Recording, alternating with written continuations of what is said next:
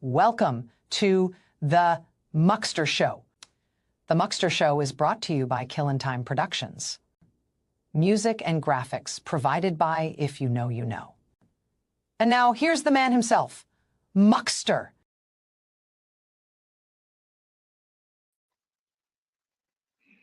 Hello. So,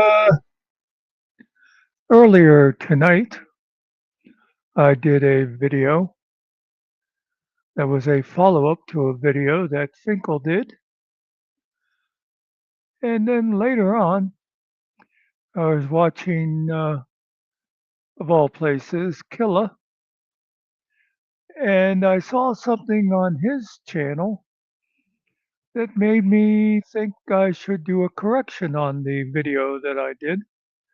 And I was planning on doing that because I like to try to be fair, even if I'm talking about somebody not too crazy about. But in the meantime, hello, Alan. In the meantime, I was over at Hill Pirates, and Chris, that whiny little girl, came in. And, here's something just that I think is bad form, anyhow. I hate when people do it in my chat, so I don't like being involved with it in somebody else's chat. To bring in an outside argument into another place's chat, you know? But that's what the whiny little bitch did. He came in and he was bitching about me saying this and bitching about Finkel and bitching about me and Finkel and bitch and bitch and bitch and bitch. And I just kind of got fed up with it and I thought, okay, screw the correction. I'm going to go a different way. But first, let me just show you a couple of things from chat. I obviously was not going to screenshot everything he said, but here's one that I got a kick out of, where he says, I don't care what you do, Muckster, you can look as stupid as you want. I'm not going to make fun of the stupid spelling. I'm sure he did that on purpose. I've done that before. But the thing is, I like that he does this. He was chatting and chatting and chatting at me. And then he says, I don't care what you do. It's just like the other day when he spent at least 45 minutes of one of his lives talking about how unimportant Finkel's channel is, and I don't care what Muckster and Finkel say, nobody's watching them. If you don't care, why do you spend so much time talking about us? That's just one. But let me show you another chat. Somebody sent me. I don't think this was from Hill Pirates. I think this was the little whiny bitch was someplace else, and he said this. Finkel made me wipe my dick across his half-dead face today. Now, first of all, yeah, I don't know why everybody talks like a eighth grader on the internet, but that's beside the point. The other thing is, I think the implication here is he put Finkel in his place. I showed Finkel. I went into Finkel's chat and I just destroyed him. God, you think an awful lot about yourself, Chris. You have no idea how that kind of stuff just rolls right off of Finkel. He doesn't care what you say about anything like that. Once he does his video and says his part, that's it. He doesn't care. He might go back and forth with you in chat, but afterward, it doesn't really stick with him. But here's the thing that I really like.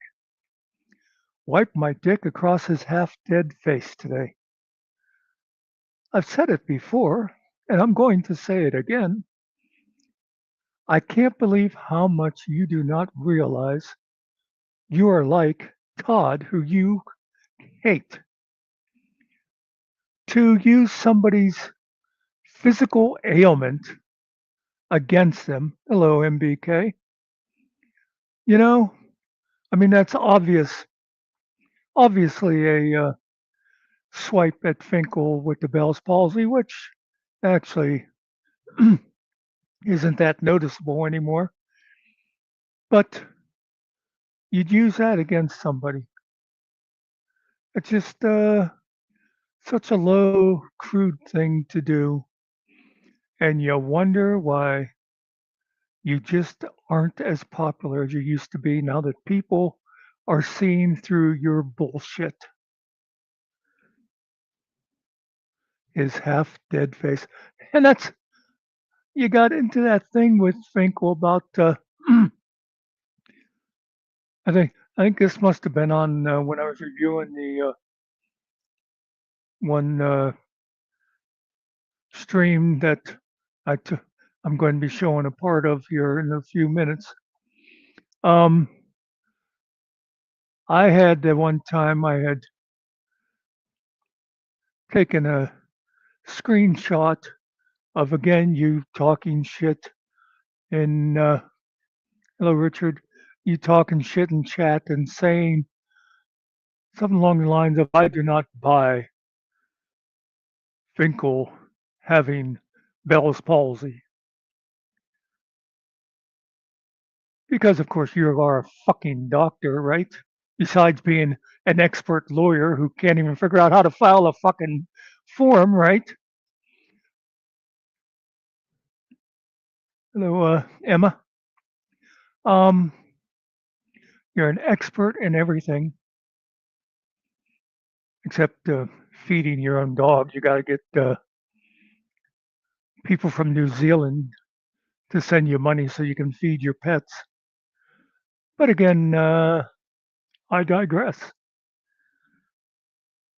You were going back and forth about because Finkel said, like to Finkel, that sounded like you said he faked the Bell's palsy, and you're saying, no, I'm not saying you faked it. I'm just saying that that's not what was wrong with you, because of course you knew more than the doctors.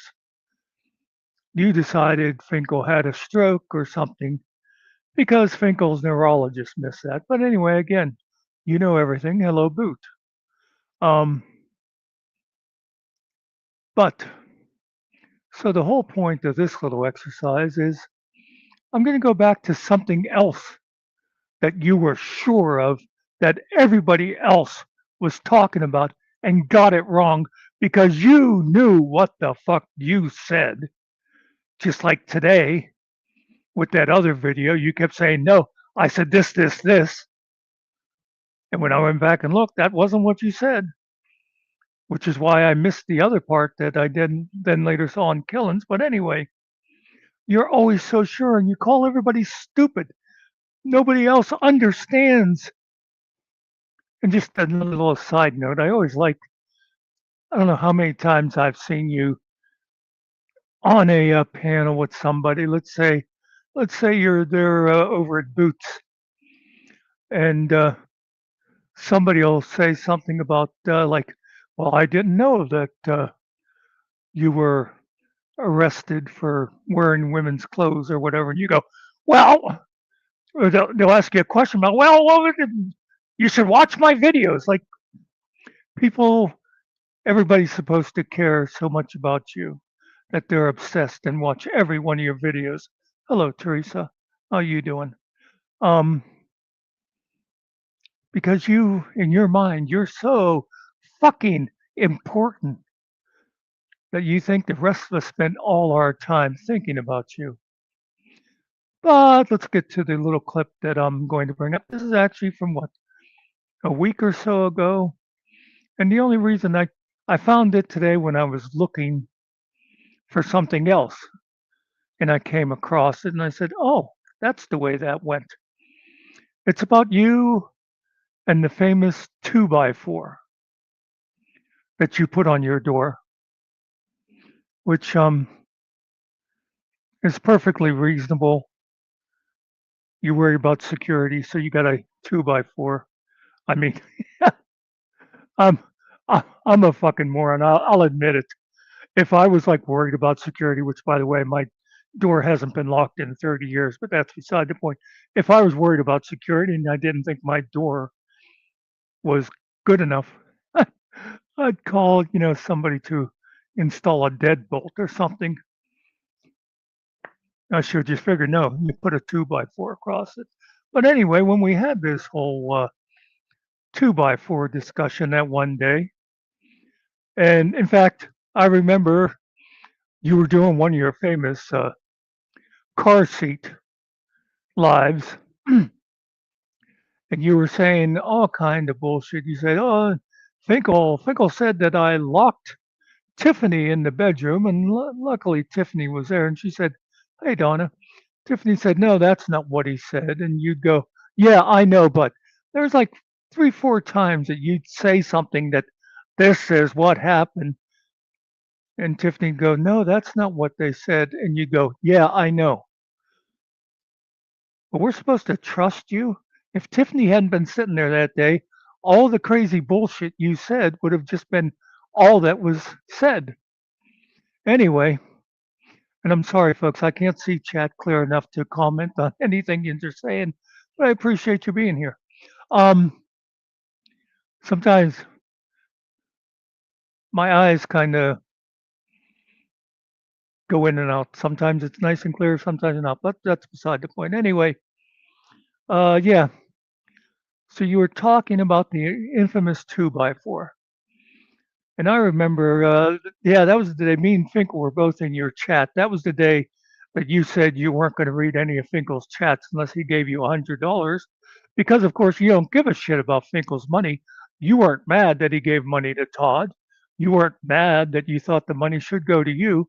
But you said you weren't reading any of Finkel's chats unless he gave you $100. And for $500, you'd honor him by allowing allowing him on your panel. But you don't care about Finkel's money. Uh, just like you don't care about getting money from New Zealand, but all of a sudden you believe in prayer when you said it was bullshit on our panel that day. But because you were talking to Reverend Steve, you offered to pray for him. But that's beside the point, too. Uh, anyway, on this whole 2x4 thing, you were saying, oh, and they said that they were saying that it goes on, put it on the bedroom door. When obviously it goes on the outside door. And you know what? Everybody I know that talked about you and your stupid 2x4 said, why does he put a 2x4 on his bedroom door? And I remember I've said in chat, well, why would we know that it was an outside door? And I said, like the door didn't have a window in it. And you go, yes, it does. And I said, oh, I guess I missed the window then. And I'm not saying all outside doors have windows, but if it did have a window in, that would be something, if you see a door with a window, you go, oh, that must be a door leading outside. So anyway, like I said, it's a past thing, except today, when I was looking for something else, I found you talking about your 2x4. And I'm thinking about how you were so sure about what you said about that and how the rest of us were stupid for not understanding you. So that's the clip that I have now. Um, and I wouldn't have cared about this clip except, like I said earlier on, as I'll just repeat it for those who came in a little late, you were a whiny little bitch over in Jeff's chat tonight. So I'll give you something else to whine now. Be prepared, folks. You're liable to see Chris do a 1 hour video tomorrow talking about how he doesn't care about what Muxter has to say. He's good for that.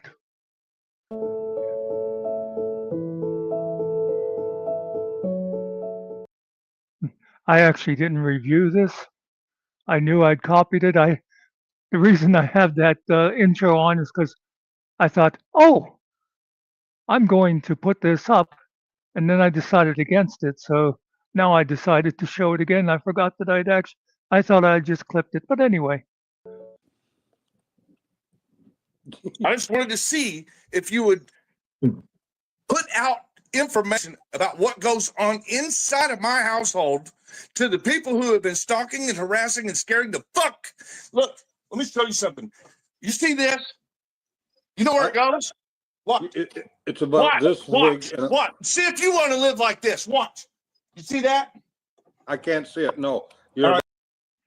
can I just say when we were there that day and he said, "You see this 2x4?" I assumed he was going to prop the 2x4 like under the doorknob. You know how people will get those things that you can take to motels with you and stuff. But anyway, so this is him showing his security system.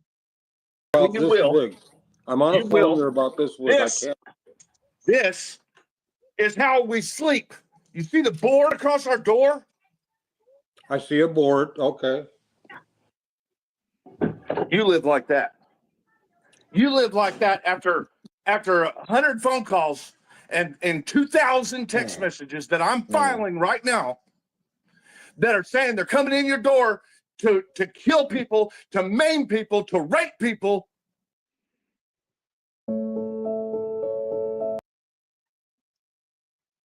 Okay, so let me just point out. You notice he said, "This is how we sleep."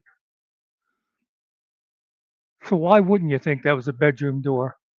Also, it's short. Let me play it again, and you tell me where the window of that door is, because that day when I said to him, "Well, how would we know there was no window in the door?" He goes, "Oh, yes, there is."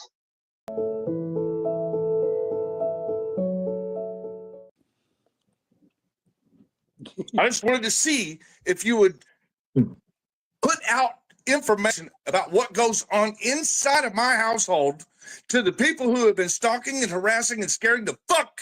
Look, let me show you something. You see this? You know where it goes? What? It's about this Watch. big. What? See if you want to live like this. Watch.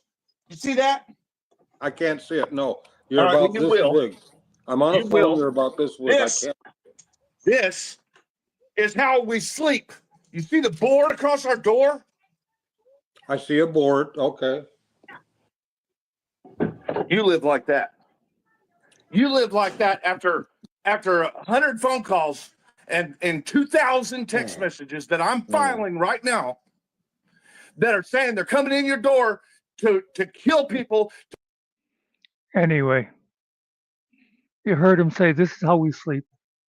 And also, if there was a window in that door, I don't see it. But that's just, again, another example of Chris then the next day saying, "No, what I said was this, and I never mentioned that, and what it said was this." And he's wrong. You know, it is one thing if, oh, fuck, Finkel's here. Oh, wait, never mind. That's, actually, I don't know why I thought that was Finkel's. Sorry. That's, down something. I told you my eyes aren't good right now. Did I say hello, GMK? Um, anyway, you know, if you said Finkel said this and you got it wrong, that happens. You know, you can misremember what other people say. You can not understand. I mean, I get it all the time. I tend to use sarcasm a lot, and there's a lot of stupid people out there who cannot follow sarcasm. And so they'll say, "I can't believe he used to keep his mother locked in the cellar." It's like, how could you think I'm serious about that? But anyway, so it's one thing to get wrong what other people have said. But when you can't even remember a day later what you yourself said, and you sit there calling everybody else stupid because they got it wrong, Chris, I don't know if anybody's ever told you this before, but you're nowhere near as smart as you think you are. And again, I'll repeat what I have said and I think others have said. If you were smart as you think you were, you'd shut the fuck up and just let Tiffany take over. First of all, I know Tiffany would not go out there every day talking bullshit, but when Tiffany would go on, she would try to stick to the facts and not get ranting and raving the way you are. So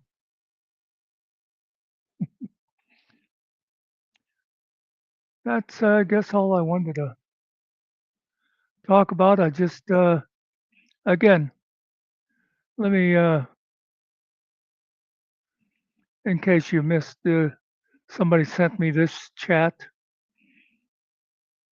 I'm pretty sure if he said this in Hill Pirates, I missed it, but I think they sent it to me because it's from elsewhere.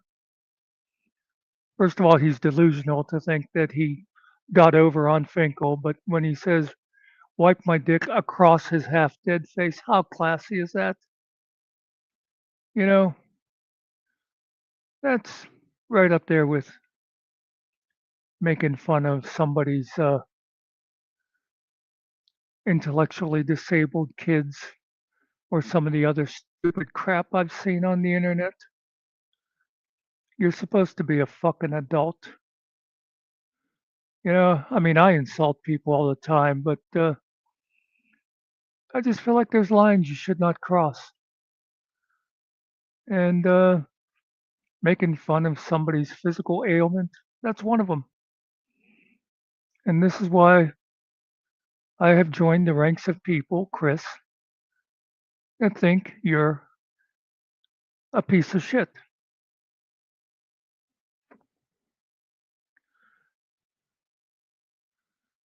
Anyway, let me make a quick run through the chats just to see if I bring them up on screen, I'll probably be able to read them. Let's take that off. Alan said late night. Yes. Well, actually, no.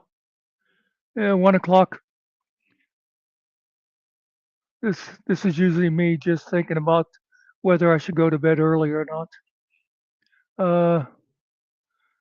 MBK said good evening. Okay. Richard agreed that a lot of people do this. Unfortunately, that was so long ago, I don't know what it was. There's Emma saying hello to MBK and to Richard. Yeah, could have said hello to the host, but that's okay. Well, I won't even bring it up. There's MBK saying hello back. There's Boot saying Ryder's a punk. Nothing more. I'll disagree with you. I think he's more than a punk. I think he's got much worse characteristics than that. Oh, there, Emma got around to me. Thank you, Emma. Let's see. Expecting every. Oh yeah. Well, I think you meant to say expert. I typo all the time. Expert in everything. Lawyer, child care worker, doctor, cop. You know what he knows. Yeah, that's another thing I love when. Now I gotta say, and I'd love to sit down and talk to Killa sometime. I like his show that he does,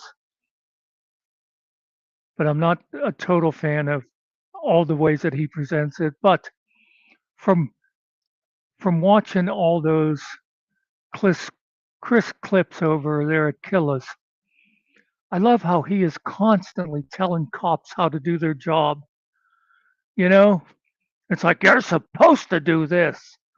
It's like everybody he knows their job better than they do. Let's see. Ryder is the lowest form of human. I wouldn't go so far as to call him the lowest, but he's down there. Sorry. Yep, expert.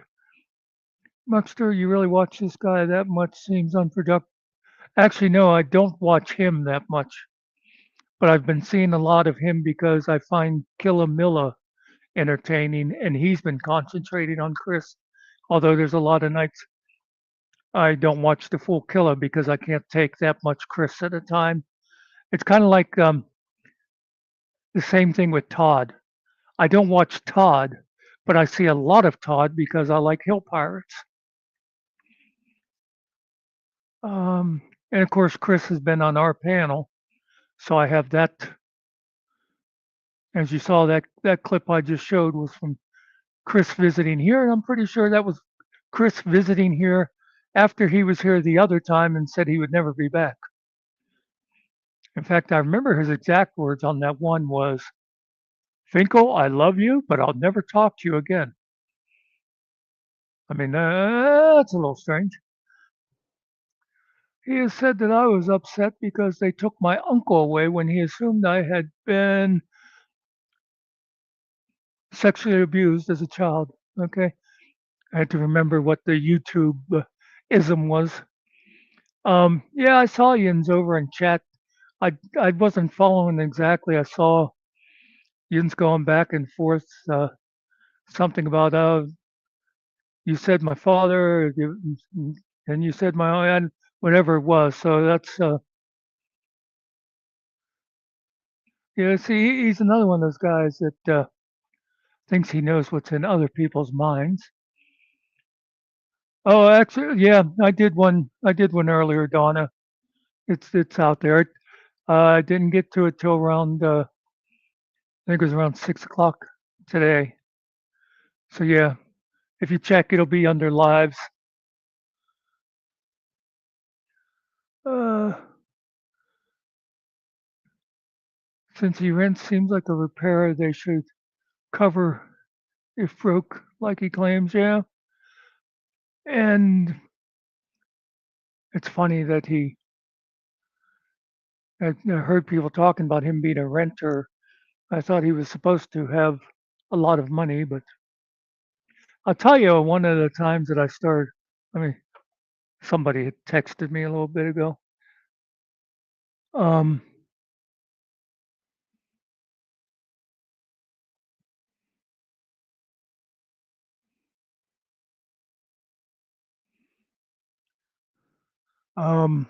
what was I gonna say? Oh, when I started to sort of move away from Chris was when I saw him asking people to give him money to help feed his horses. I mean, people can do what they want with their money. I disagree with the way Finkel throws his money away, but it's just that on to me, asking people to pay for your horses, it's like if you can't support your horses, then you should be selling them, not asking other people to take care of them. It's the same as asking for people to give you money for your pets or whatever. People that say they need money because their kids are sick or something, that's different. Although I'm suspicious of anybody that says they need money. I am going to put my link out there because I got a text from somebody that might have something interesting to add. So I'm not putting this out in general. This will be just for that one person. They know who they are if they are listening and still want to come up. So let's see, let's continue on with this. I do agree with Finkel. It actually looks like an interior door. Yeah, there was nothing there. And especially, it's like right after he says, "This is how we sleep at night." So why would you not think that was the bedroom door?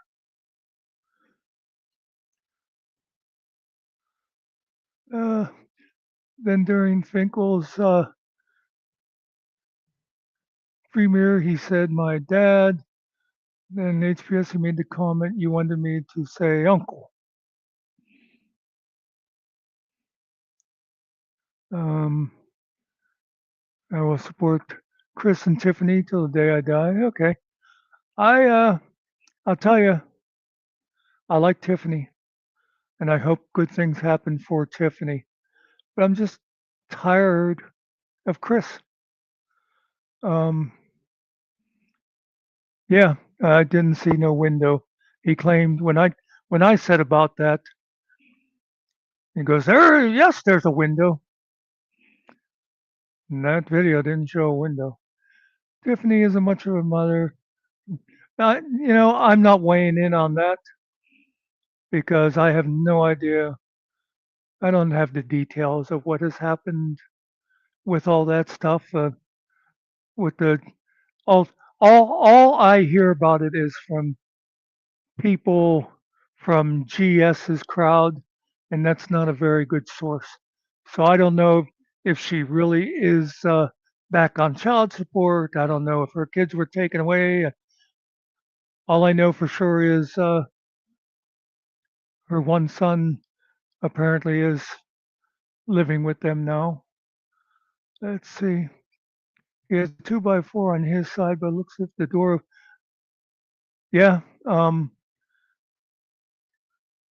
If the door opens out, the 2x4 on the inside isn't going to help much, is it? He isn't going to do well in prison. Yeah, and I don't even know how serious any of this lawsuit crap is either. And I will say this: I said it the other day. So, um, well, I said it in chat over at Killis. People are calling Chris a pedo because that one picture of him with the kid, which didn't look bad to me. And also, supposedly, there's something about the daughter sitting on his lap. I'm sorry, none of that screams pedo to me. Now, there supposedly is something that he made some sort of off color comment. I'd like to see the video on that for myself. But just that picture where the kid's laying in bed playing his game and Chris did a selfie with him. Chris wasn't actually in the bed with him. He just like went over. I'm sorry. I've actually slept with my nephews. So you want to call me a pedo, go ahead. And I say slept as in slept. Um, I'm here. I'm going to choose. Here it is. My choice is New Coke. There's no window and looks exactly like the cheap hollow door I just bought to put on my daughter's closet. Yeah, it didn't look like a real sturdy door, did it? And then, hey, Dawn, it shouldn't be an exterior door. You think a contractor would know this. Okay. Let's see. Summer wanted to come in. It's not who I put it out for, but I'll see. Summer has something to add. Wow, why are we so small? Hello. Hey, Summer. Hey, so today, Amongster, we've known each other since the old panel we used to hang out at, and I met Yeah. Sarge through you, and you guys have supported me, and I've came in over and hang out with you all. And I know there's been a lot of stuff going on. I come over, I kind of just chill, whatever. Well, this morning I woke up to a bunch of messages in my Facebook Messenger from Chris, and he's like going on and on about weren't you down, because when Crosgrove is one of the officers that was involved in the Breonna Taylor stuff. So when he got moved down and to Carrollton County, I think it is, we went down and protested, you know what I mean? I went down, I protested, I came back up, like, because it was just about putting pressure on him. I found public safety's video one day because he had pulled a bunch of paperwork on like Cosgrove and all of them. And that was like the first time I had really seen auditing stuff because I didn't really know about auditing stuff. You know what I mean? Like I knew about Yeah. protesting and shit like that, but like whatever. So anyway, so I reach out to him a couple of times and I'm like, hey, I think it's cool what you've done. Thanks for pulling the paperwork on Cosgrove, because he did that on his own before I even met him. I'm kind of giving the backstory. Sorry, guys. So he's like going on and on about like, weren't you down there and all this other stuff? And I was like, yeah, I was down there. I was like, but like, what are you talking about? He's like, well, you're hanging with the people and all the racist people that are involved in all this. And that's who's stalking me. And I was like, dude, I don't know what you're talking about. And I really don't know what's going on with him, because when he was going through his shit, I was involved with, as you know, you probably overseeing, I had a stalker that was driving me crazy, and I was going through all that kind of stuff. You know what I mean? So I didn't have time to worry, and I was raging out, and Munster knows because I did it to him, because I was going through a lot of shit. You know what I mean? So I wasn't getting involved with other people's drama. So I didn't know what was going on with him. I didn't even know what was like Sarge and them were hanging out. I don't know where Munster and them hang out at. When I come over here, I hang out with them and then I leave, and then they might pop in and check on me and then they leave. Like, I don't keep up track with every single person, what they're doing. So then he keeps on. So then I go to, I start a live because I'm like, no. I don't do stuff in private with people because I know how that shit can be twisted and all this other weird shit. You know what I mean? And so he comes over to the chat and he's like, he basically says, he's like talking shit like why I won't get involved and have his back, and how nobody in Louisville supports him and all this other shit. And I'm like, dude, first of all, we have a lot of shit to worry about. I don't even know what the fuck is going on with him. I just know he's got a bunch of shit. He's always got a bunch of shit going on.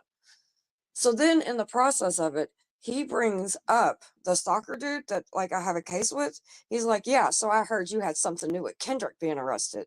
Yeah, because I'm his victim. Why would you say that? Why would he even, what in his fucking ever-living mind would make him think this man's still in jail for the shit that he's done for not just me, but 2 other victims? Like, what are you talking about? What would make you think you could come in my chat because you think I'm not supporting you and use my abuser against me? Then he goes on to sit there and say, he's calling me crazy and all this shit, because I'm like, dude, I don't know what the fuck you're talking about. And you know how I am, Monster. I'm like, dude, what are you talking about? Then when he used the soccer against me, of course that triggered me. I'm shaking even thinking about it, because it's just like, how could you fucking do that? So then he goes on and he's like, oh, well, you just must be in it for the money.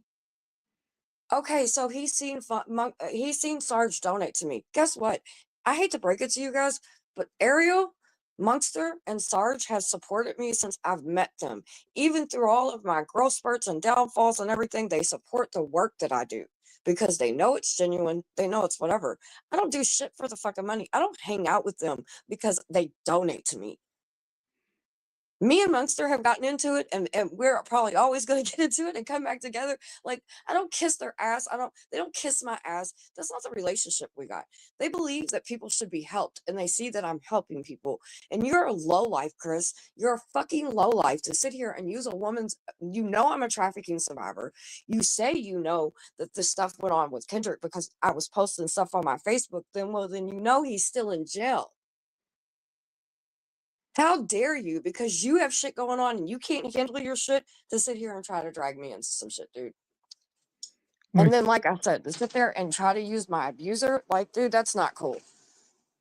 And what if they donate to me? Has nothing to do with anything except they believe in the work that I do. To sit there and try to say I'm in it for money because I won't get involved with your bullshit. Sorry, dude. I have a lot on my fucking plate. Let me mention a couple of things. Don't ever use an abuser against a woman. Sorry. Go ahead, Munster. And I hate to do this on your all's panel, but like, I don't understand why he even came after me this morning. Well, see, you're totally on subject though, because that's what we're talking about is Chris being such a piece of shit. But a couple of things, like when you said about him saying, well, you're hanging out with those people and they're the ones that are doing this to me. That's him. Everything is always about him. And I mentioned earlier something else that he has in common with Todd, who is another person that I have a lot of fun with. And that's something that him and Todd have in common is if they see you hanging out with somebody they don't like, they lump you in. It's like me and Finko have talked about this before. One of my earliest videos I did, I called it something like, if you like Susie, you can't like me. That's like a high school girl shit thing where, oh, Summer, you're friends with Teresa? Well, you can't be my friend then because I hate Teresa. Well, Monster, you don't know this, but there has been people like, me and you've had our little tits and tats, whatever. But like, I have respect for you. I fuck, I like with you. I fuck with you. That's how I talk, whatever. You know what I mean? But there's been times where me and you've had little spits and spats, and people from these circles that I don't know have emailed me and been like, whatever. Like Monkster's a bad person. I don't email them back. I don't, because I'm not. No. And Like, I've known you for a long time. If anything, we have more like a big brother, little sister. Like, I'm gonna, like I can get on your last nerve sometimes, and you can whatever because we have disagreements. But that doesn't mean I'm gonna go behind your back and be like you're a fucking. You know what I mean? Like, no. And I that's the don't way have I. anything to do with any of this shit. Like, I come and I will always, and I'm going to continue to support Sarge because I think he's fucking cool. I'm going to continue to support you and Ariel and Killer because I think what you guys are doing is cool. By, Even by if the you way, never came and you donated to me again, that doesn't stop me from being your friends. by the way, you should see some of the fights I've had with my actual little sister. The other thing I wanted to mention to people Your sister's who, kind of cool, by the way. I've talked to her before. yeah, actually, we lost her in May. Are you serious? I did not know that. I'm so sorry.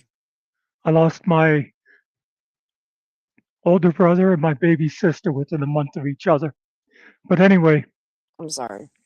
what was that? Oh, for people that don't know you, when you were saying about, you know, you actually do, you raise money for a purpose and stuff.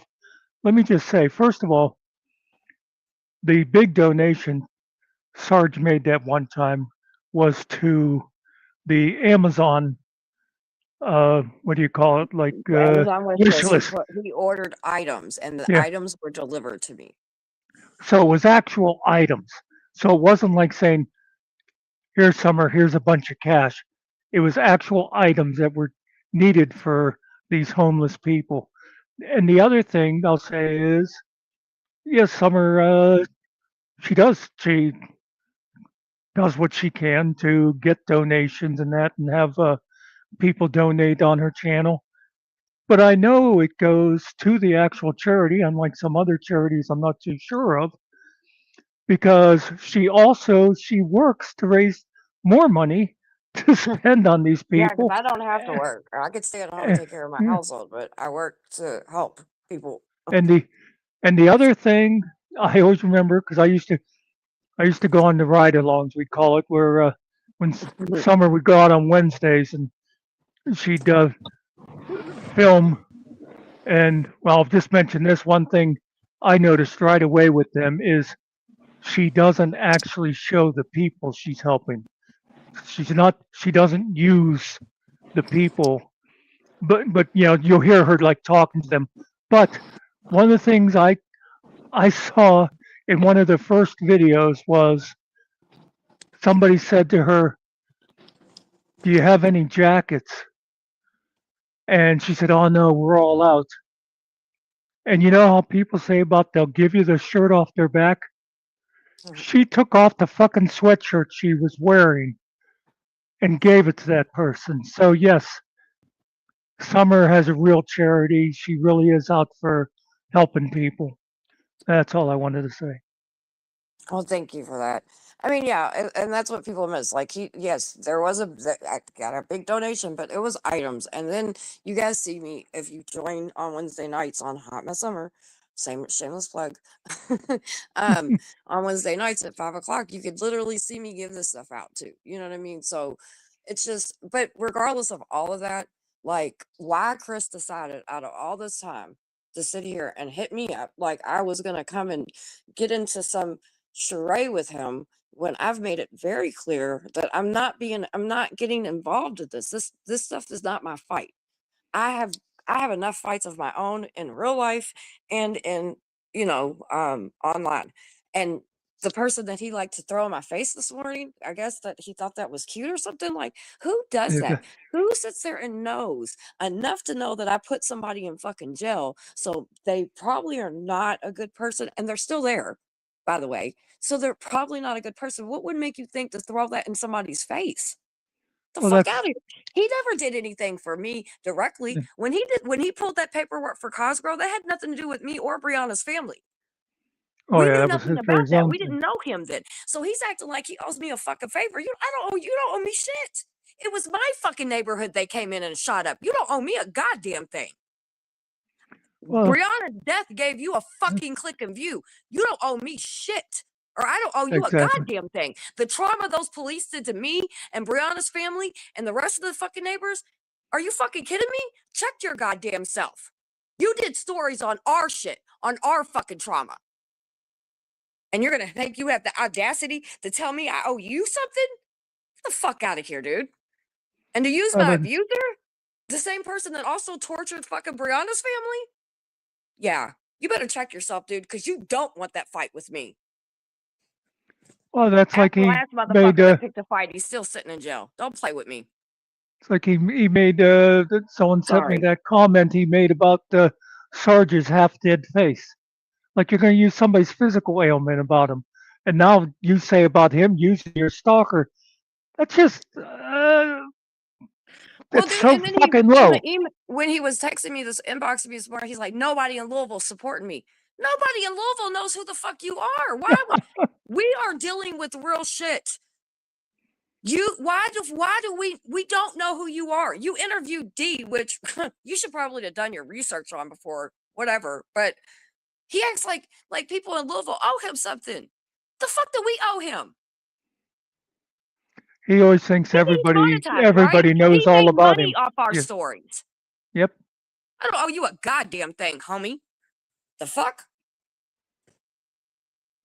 So again, I apologize, but I'm just like this. No. It's just mind blowing because nobody understands it because nobody outside of here understands what's going on. You know what No, I mean? But I was just like, really? I'm glad you came up because I was, I was here making fun of Chris and putting him down for the way, but mine was like petty shit.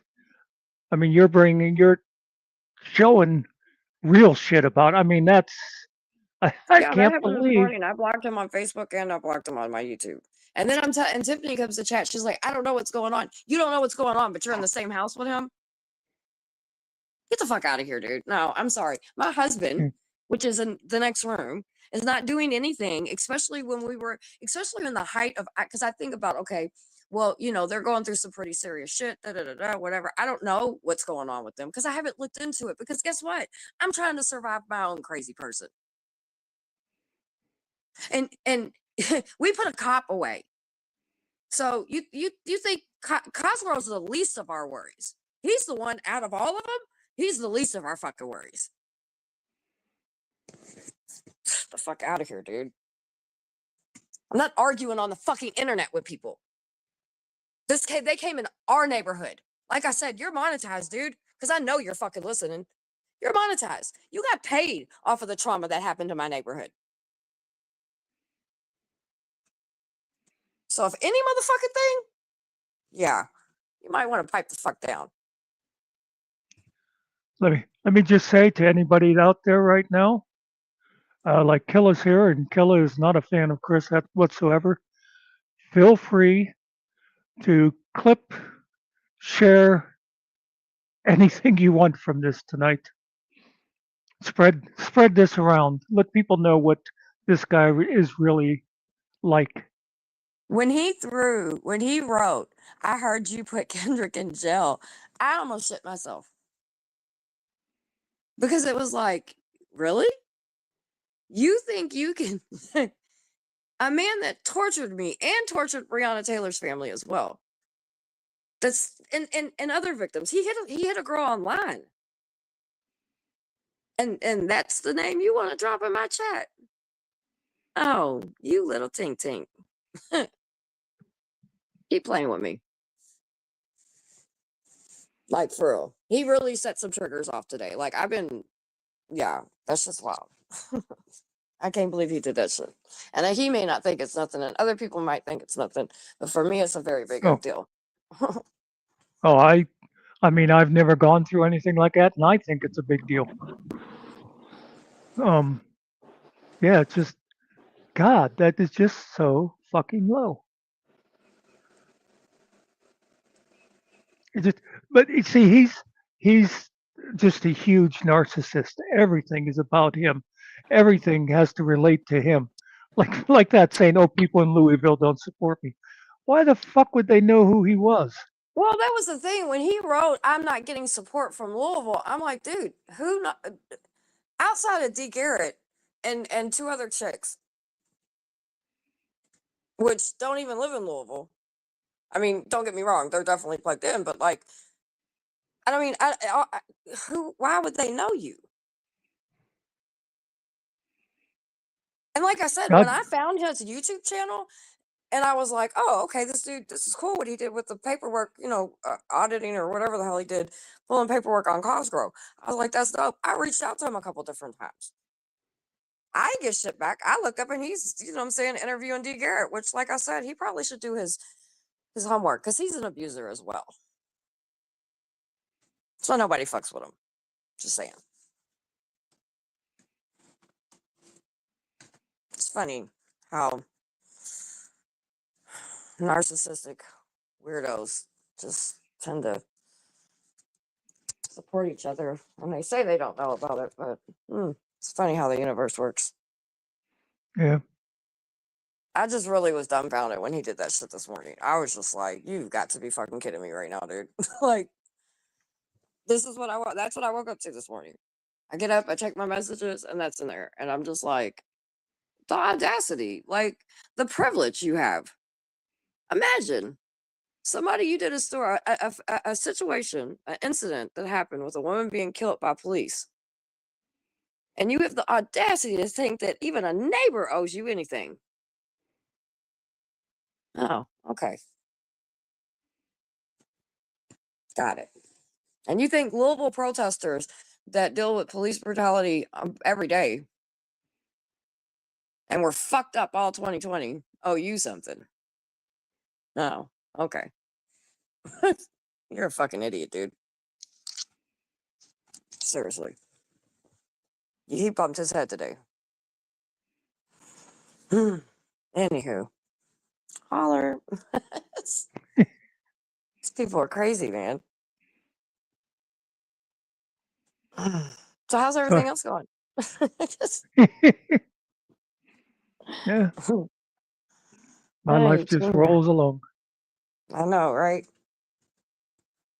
I be trying to avoid bullshit, but it just kind of has a magnet. I have Well, my you know, panel going. They're going crazy. I just let them go crazy.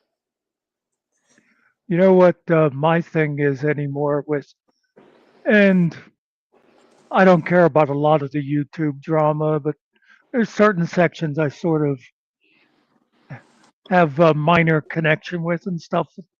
But my thing now is I don't care who the source is. If you want me to know something, show me the fucking video. You know, if somebody says, oh, this person went and did that, Right. show me the video, because so much of this is just people talking about other people they don't like. You know what I mean? Yeah. Yeah. It's I've learned to just kind of not let the shit get to me, and I'm not crashing out as much. And I don't know. I let them do their thing. They like the drama shit. Although as long as they're not like doing too much, I don't give a fuck. Yeah, I stop by your place periodically. I'll drop a like and watch for a bit to give you the watch hours. But yeah, I I'm not appreciate big. it. I'm not big on the some panels with people doing a lot of yelling and stuff anymore, which is a little ironic because people say, "But Muxter, you yell at people all the time." You know, well, It's it's a little different when you're different. doing the yelling, when you're in the room that's being yelled. And so I have two channels because just for the Hot Mess Yeah, channel is more a community channel. It's more real life talks. And usually when I do panels over there, we're talking about real things that are affecting people. But then I do, because I deal with a lot of heavy stuff. I'm a human trafficking survivor, but now I do a lot of work in the anti-human trafficking movement, the homeless movement. I look for missing kids. I do all kinds of different shit. So I have to have a release. I like a little drama. I like to talk a little shit. So we correct. also have our crazy panel.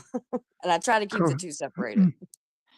correct me if I'm wrong, but for the people out there in audience land, if I'm not mistaken, didn't you once speak at the UN? Yes, I've spoken at the United Nations multiple times.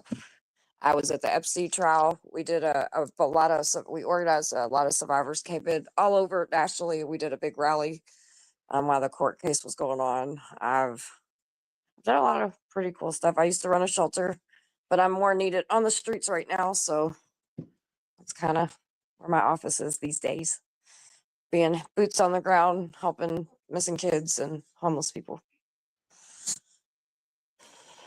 But yeah, I'll probably do some wintertime. I do some speaking. So like I travel around, like even the state of Kentucky, I've spoken in a lot of different places. And I just came back from, well, I was in DC, I think, what, a year ago. So I took a little bit of break because I needed to heal from just life. And so I'm kind of getting back into the swing of things. And so I've had some people come ask me to speak. So I travel pretty much, I'll go anywhere and speak on, and what I do is I speak on my story and just the effects of human trafficking, even after you've been trafficked. So That it is important because I think a lot of people, I mean, I can speak for myself, um, we don't realize how much of it goes on in America. A yeah, lot of this stuff you think, oh, that's going on, like in Pakistan or whatever, but yeah. how much of it actually is happening here. Yeah, there's you have international trafficking and then you have domestic trafficking, just like terrorism, right? You have domestic terrorism, you have um international stuff. But yeah, a lot of people, because what it is especially nowadays, it's being done in a grooming situation and even through the internet and different things like that. And people just don't recognize it. They're waiting for the white van to come up. They're waiting for, and why those things happen. The white van theory is not necessarily always trafficking. It could be kidnapping is kidnapping, and there's different things. And so people tend to bunch the things together and not realize the grooming process is that the grooming process is what people need to really pay attention to, because kids get groomed all the time. I mean, everybody gets groomed, right? Like that's why you have tons of people that are going to go on Black Friday and trample each other for a fucking TV that is there every day of the week. You know what I mean? So the grooming process happens all the time, but you really have to pay attention with our kids. And online, it's really big right now. We've done stings from time to time. I've been involved in some of those. So I can tell you that it's really, really bad, and people just need to pay attention. If your kid's coming home with a bunch of money, or like, get to know where they're at. And being a helicopter parent is not what I'm saying, because if you do that, you can also set your kid up for failure. Just put a key line of communication and pay attention. Well, like you talk about the helicopter parent, something I noticed, it's just, I mean, it's different, but I remember when I went to college, whenever you'd see a freshman girl that was just a big time party girl, if you got to know them, I swear nine times out of 10, they'd be somebody that their parents didn't let them date all through high school, wouldn't let them do. And once they got out of the house, they just sort of, boom, went nuts. So, like being too much, I just can't imagine. I often think about this kind of thing. If I was a parent, that's a tough line to walk. You want to protect your kids, but you can't just put them in a glass box, you Right. Well, know. especially today's world, right? Like there's so much technology and so much kids have so much access that we just didn't have, right? And so if you can create a safe zone where your kids can come talk to you and have that open line communication and have real life conversations that are up to date, right? Because I get it. A lot of people are like, well, I don't want da da da da. Okay, I get that, but guess what? This ain't when you were a kid. Thank God this wasn't when you were a kid. And unfortunately, I wish it was, because it was a lot safer back then. But there's a lot of different things and a lot of different tactics that are set up for predators to be able to get easy access to our kids. And so if you have open dialogue with them and conversation with them, they come to you. And plus, like I said, pay attention. Like, listen, I don't give a fuck. You're in my house. I pay the bills. Like, so there is no privacy. I'm gonna be in your business. Like, I don't believe in that. I'm not, I'm a young, I'm not young, but I'm a younger mom, I guess. And I believe in old school shit. So, but I also believe in real life conversations. And, my kids come talk to me about everything. And I've been able to help their friends even because of that, because their friends don't have anybody to talk to. So they need somebody. And then, my kids come tell me and I'm able to help them. But yeah, grooming's a big thing, dude. Like, it's bad. And it's really, really bad all over. And in the rural areas, like the familial trafficking that goes on, and that's family that traffic their kids. It could be for rent, it could be for drugs, it could be for anything. You know what I mean? It's it's bad. Well, like you say, it was safer years ago, but then in other ways it wasn't. Because speaking to Right. someone who was born in the 19th century, you know, people didn't talk about anything. Our whole educational process about watching out for child molesters and stuff was don't take candy from strangers. Right. And as a kid, you're thinking, but why? I like candy. You know what I mean? Yep. But nobody would talk about, and so much of that stuff when things did happen, it was like hidden. It was a dirty little secret, Yep. and the kids were made to feel like they were at fault for it. And so, like you say, in some ways the world wasn't as bad, but in other ways it was like Well, worse. I At guess least now there's. let me clarify that, because that still actually even goes on today, unfortunately. You know what I mean? Like, that's a big thing. I mean, I use the example of, like, there's always that one creepy uncle in people's family, and instead of telling that uncle to go away and don't come around because we know you're a fucking problem because for generations you hurt people, like, we tell the kids, just don't go sit by him, and it's like, no, you're teaching a child to conform at a very young age. And what I mean by safer, I guess the internet aspect of it, Yeah, yeah. because the dirty little secrets in families, unfortunately, is still going very strong to this day, unfortunately. The um internet definitely makes it easier for them to Yeah, that find brings the victims. predator. Like, there's one app that, like, well, everybody knows, most people know about the calculator app, where kids can get the calculator app. They can hide all the other apps, so they'll hide their social medias and stuff. They'll make fake social medias, so it's good to get updated on your social media stuff. It's also good to be updated on language, what kids use. I talk a lot of, and monsters heard me. Sometimes I can talk very street, right? But I do that because I'm so used to, because I'm on the streets 24/7. I'm interacting with young people 24/7. So I know the lingo and I understand the lingo. You and understand the emojis, because it'll tell you a lot about the conversation your kids are having with people. Because they'll have a whole emoji conversation and you won't even know what they're saying if you don't know what they mean. So that's just a free little tit for tat, on your kid. Gotta always be one step ahead of them. But Yeah, I'm totally yeah, lost with the emoji conversations. listen, I have to learn every day, because I'll be like, hold on, what did you just say? What is going on? Um, but I want to know what, I want to be able to know what they're saying, because kids talk a lot of code, and especially when they're texting and stuff. So you know Yeah, what I mean. It's important to know that kind of stuff, so you can see the signs. And then sometimes, unfortunately, you don't see the signs at all, and it's stuff that just happens. And when stuff, like, if anything does happen, I think the biggest mistake a family could make is not getting that child the help they need right then and there.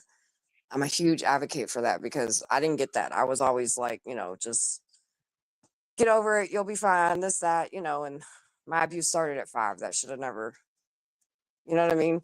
So get the help. Don't be ashamed to get in the help. I actually I had a good friend that her mother basically, she was like really young when it happened, and her mother basically gaslighted her to where Mm, she thought it was, for a long time she thought it was like a nightmare or something. And yep. finally, like when she got older, I think it was actually her brother, she said something to her older brother, and he said yes, that actually happened. you know. Mm. And I thought, man, I'd love to have a talk with her mother, but she lived across the ocean, so that never happened. Yeah. But yeah, people again. Maybe Well, I'll come back one day and we'll do we can do a little show or something about certain things, just give people, I don't know, some yeah. different tips and shit and just talk about whatever. Because I do have to get back over to my panel. I got to check on the crazy Oh, people. I forgot I'm running a panel. But I did want to come over and talk about that and plus, chill with you for a second because it's been a minute. But yeah, thank that would be a good idea. Do a little informational panel yeah, we when could do I. something like that. I'd be down for that. I'd Okay, be I'd be down for that. All right, we'll thanks figure for something coming up. out. Most Yep. definitely. Thanks for letting me come up and vent a little bit because that shit was crazy this morning. Oh, I I'm still glad you can't did. believe he used, like, of all people, when he wrote that name in that chat, I was just like, you've got to be fucking kidding me right now. Chris, that was not a smart idea. Like, you do not use an abuser in a conversation where you think you're going to hold some weight because that just Well, shows everything about you, dude. Everything. it's that like to me. I'll tell you, there's been times when you've said stuff where it's like, oh, you don't talk to an abuser that way, and I would think, well, how would we know that? You know what I mean? But like Right. with this, it just seems like Yeah. common sense. Why would you throw that at somebody? And You know, it also, just the whole ain't Louisville's not supporting Louisville don't know who you are, dude. Like yeah. besides a handful, like not even a handful of people, like the main people that would do the support don't know who you are. So to sit there and just be like you have this privilege, like we're supposed to be at your fucking beck because you're arguing with some fucking racists. Dude, arguing with racists is the bottom of our fucking list right now. I can promise you. We're busy trying to put fucking cops in jail. So I'm sorry that we are not at your beck and call, dude, but we didn't ask the police to come in our neighborhood and fucking kill Breonna Taylor. So think about that. All right. Holler. Yep. Thanks, Buckster. We'll I'll see talk to you. you later, babe. Bad chat. Holler. Um. So folks, I am like wide awake now, so I'm going to put it out there again. If anybody else wants to come up and chat for a while, feel free. And by the way, a couple people came in along the way I didn't say hello to, but I think I mentioned Killa and who's here, and hello also Angel. Hey Killa. What's up, Muck? How you living, brother? All right. I just want to say thanks for all the support and all the shit you make me, man. I really do appreciate it a lot. Well, I enjoy your show. I've always wanted to talk to you because and again, this is me, okay? Yeah, I know. I won't I won't tell you how to do your thing, but the only thing that turns me off with you, because I really like you like how you'll do the thing where you'll get like an old video to show the difference between like what's being said now or whatever. But like I just sort of get turned off by all the like Furburger comments and stuff like that. I think it cheapens what you're doing, but that's just my opinion. Yeah, I get that, and I do appreciate the comments. You know what I mean? Oh, wait, what am I supposed to do? Oh, don't tell me how to run my fucking channel, Muckster. Fuck you, right there. And the only reason I bring it up, and again, I mean, it's my perception. I don't know, maybe people think I can be a bit of a prude or whatever, but I think if it wasn't for that, your channel would be great instead of just good because of the way you go after things. I think is really good. But hello, MBK. Hello, Angel. Hello. How y'all doing? I'll let other people talk. Well, I do appreciate the constructive criticism. Okay, that's enough. I want to talk now. Now, go ahead. What were you saying? No, I do appreciate the constructive criticism. Like I said, I'm new to this shit. You know what I mean? I just am who I am, and yeah, I curse a lot. Even even in my real life when I work, it's funny because I don't advertise at all. All like 1,000+ of my customers all know who I am and what they're going to expect when they walk through the door because they got recommended by somebody else. So, you know what I mean? It's some of the pruder areas, like when I have to do jobs up in Princeton and shit. I hate up there. I work for a federal court judge. I did baseboard heat for her up there. Her house froze like a year later. An insurance company came in and replaced all the other shit. Left mine because it looked good, and then when mine started leaking, she's like, "You got to come fix it." I'm like, "Nah, bitch, nah." I'm like, "The insurance company paid for that to be replaced already, so you got to call the other people back." Like, You but unclogged a judge's toilet? oh, yep, that's all I do is flush turds. That's right. Shit Sorry. stir. Yeah, sorry, Ryder. I'm not a contractor like you.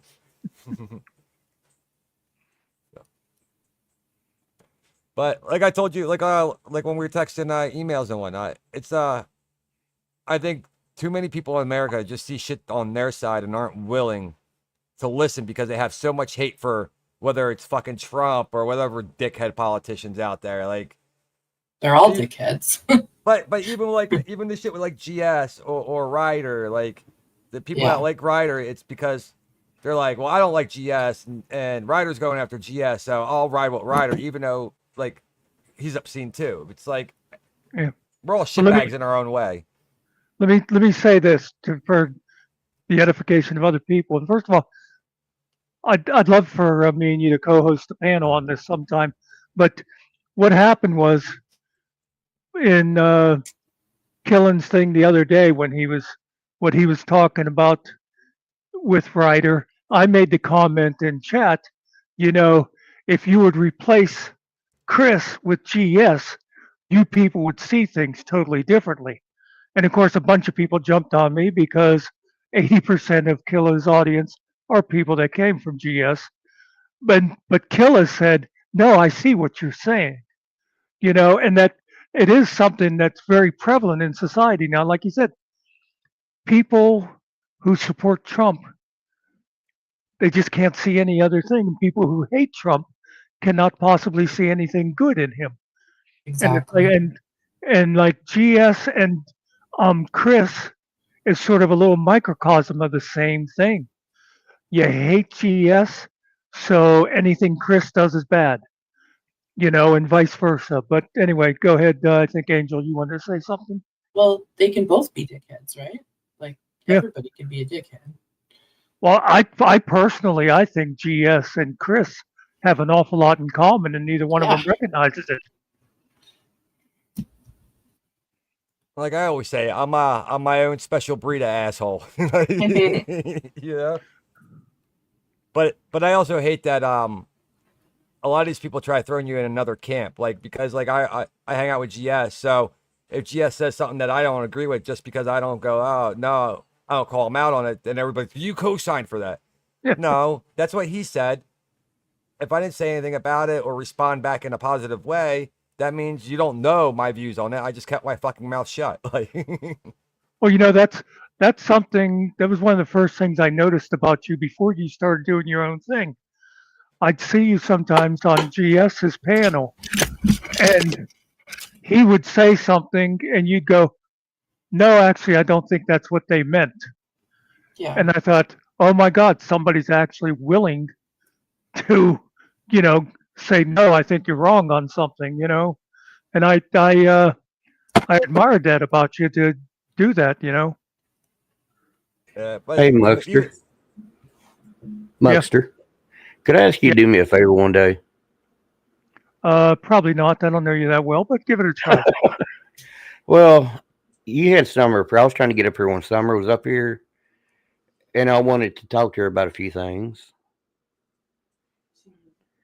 because she was there that day with all this that Chris is going on about within Carrollton, and I Yeah. want her to. I want to talk to her about it. I think she has her email on her channel. Okay. She I said just she's wanna- running her own panel right now too, right? Yeah, she now I put up her main channel before, but she has another one called Talk Your Ish, which is probably what they where they are right now, and that's the one that's sort of more open conversation because her other one is like tied to her charity. So yeah, like you could go in, she'll let anybody up on talk I your was issue. just, The only I only was just problem trying to. is a lot of times there's people that won't let you talk. MBK, I posted her email in the back chat. Okay, yeah, I'm just trying to find somebody neutral. That way they can't say that it went either way. Yeah. But yeah, I know what Because you're talking about when you guys said fuck Black Lives Matter and he beeped it and tried saying that you guys were screaming the N word at him. exactly, and I don't hate nobody. It's like I've said before. My grandchildren are biracial, and by him saying that I'm racist, they have been harassed at school, and that's not right. I mean, they're just kids. You know, he's So you're always talking about not his a member of kids. the KKK then? No, Okay. I am in a militia. I won't lie about that, which I haven't been active in it probably in about a year because I've been taking care of my grandkids. But that don't make me a bad person because I went to places that helped with natural disasters and stuff. Yeah. Well, it doesn't help that our country was literally founded on fucking militias. I mean, I don't hate nobody. Hey, Mrs. Reaper. Um, Why yeah, did you say fuck Black Lives Matter then? Just curious. I didn't say it. Oh, okay. I said go home, pedophile, because there Oh, was one walking with him. And I'm sorry for saying that on your channel. I apologize. let me just say, I do not worry about any of those YouTube safe words. Okay, but Murder, that's what I murder, said. rape, pedophile, sexual abuse, what else? But yeah, I'm not monetized, so I don't worry about it. I don't like, now, there's certain words I don't like one of them that starts with N. Yeah. But Oh, I but agree. other than that, yeah.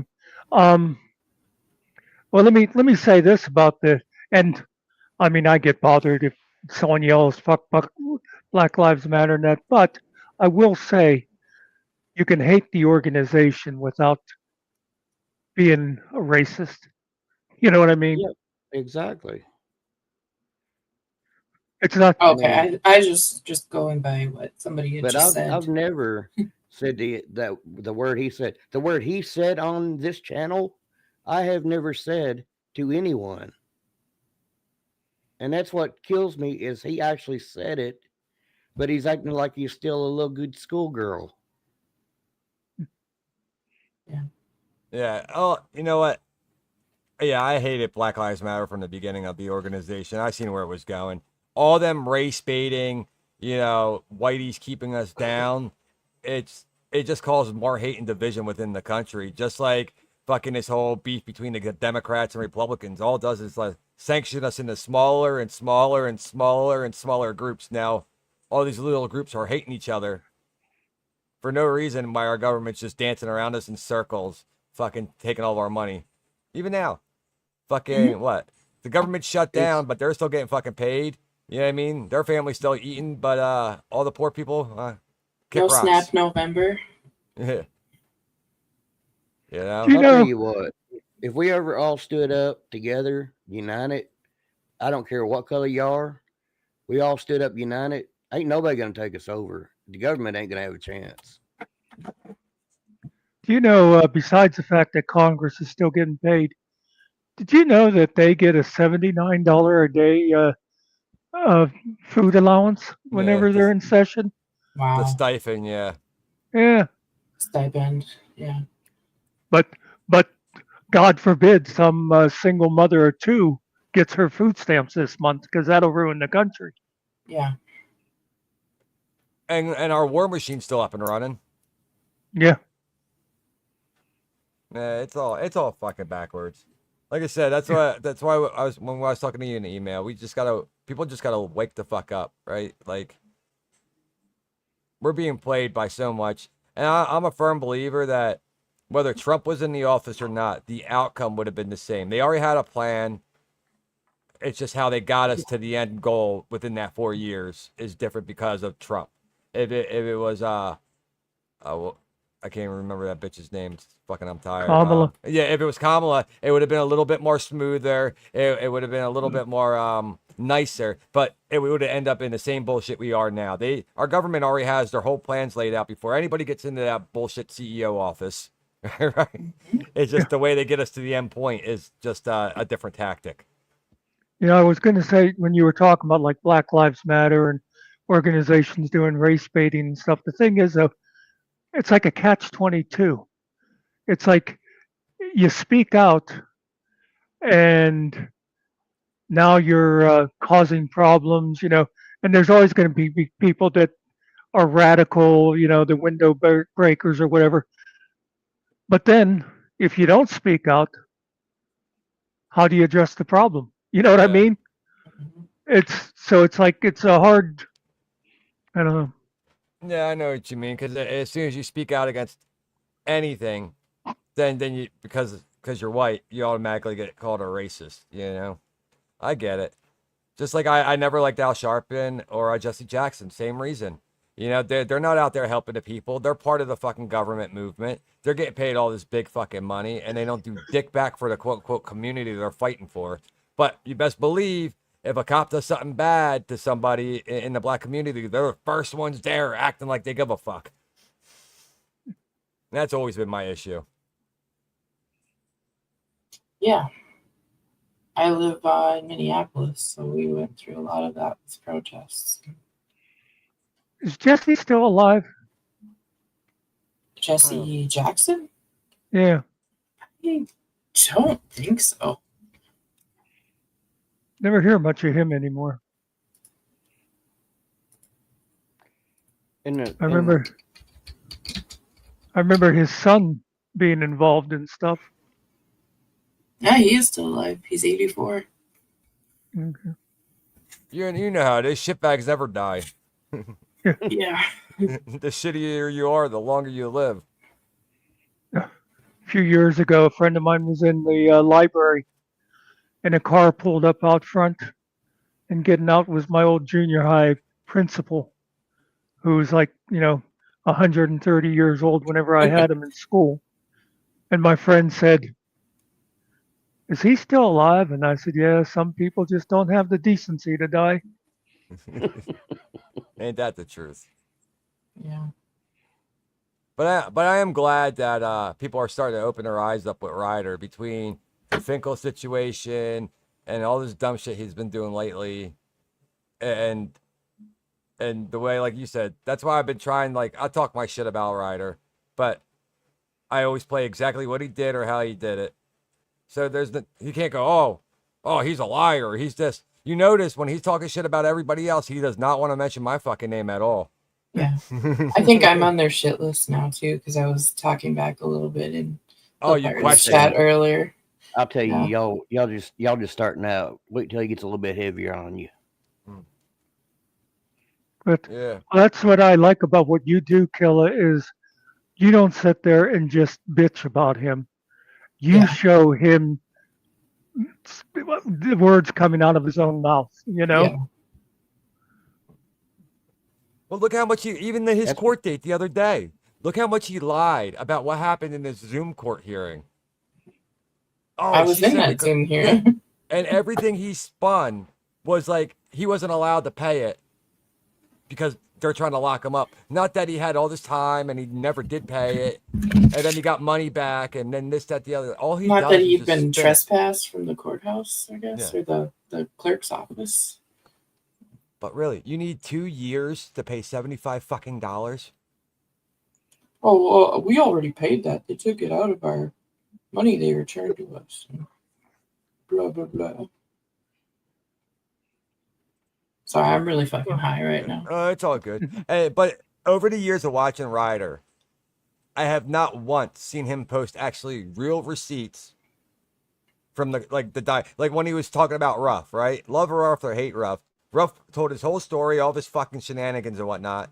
But then it went from Ruff at 21 robbed an 18-year-old, and then Ryder's trying to go, an 18-year-old child. No, it wasn't a child. Now all of a sudden it's, Ruff robbed a minor.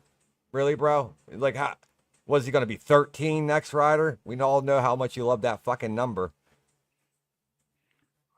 I'll tell you, a lot of times we'd laugh. Chris would come on our panel, and he always would have big news that's going to be coming out. You know, he kind of reminds me of Trump that way. Trump always has something he's going to give us in 2 It's weeks. going But to be anyway, huge, y'all. yeah. Huge. But there's always, but I can't talk about it right now because of, my court case. And it's like, well, then why the fuck do you bring it up? He would do that all the time. He was always like hinting at stuff. And, a year later, you still haven't seen whatever the big news was.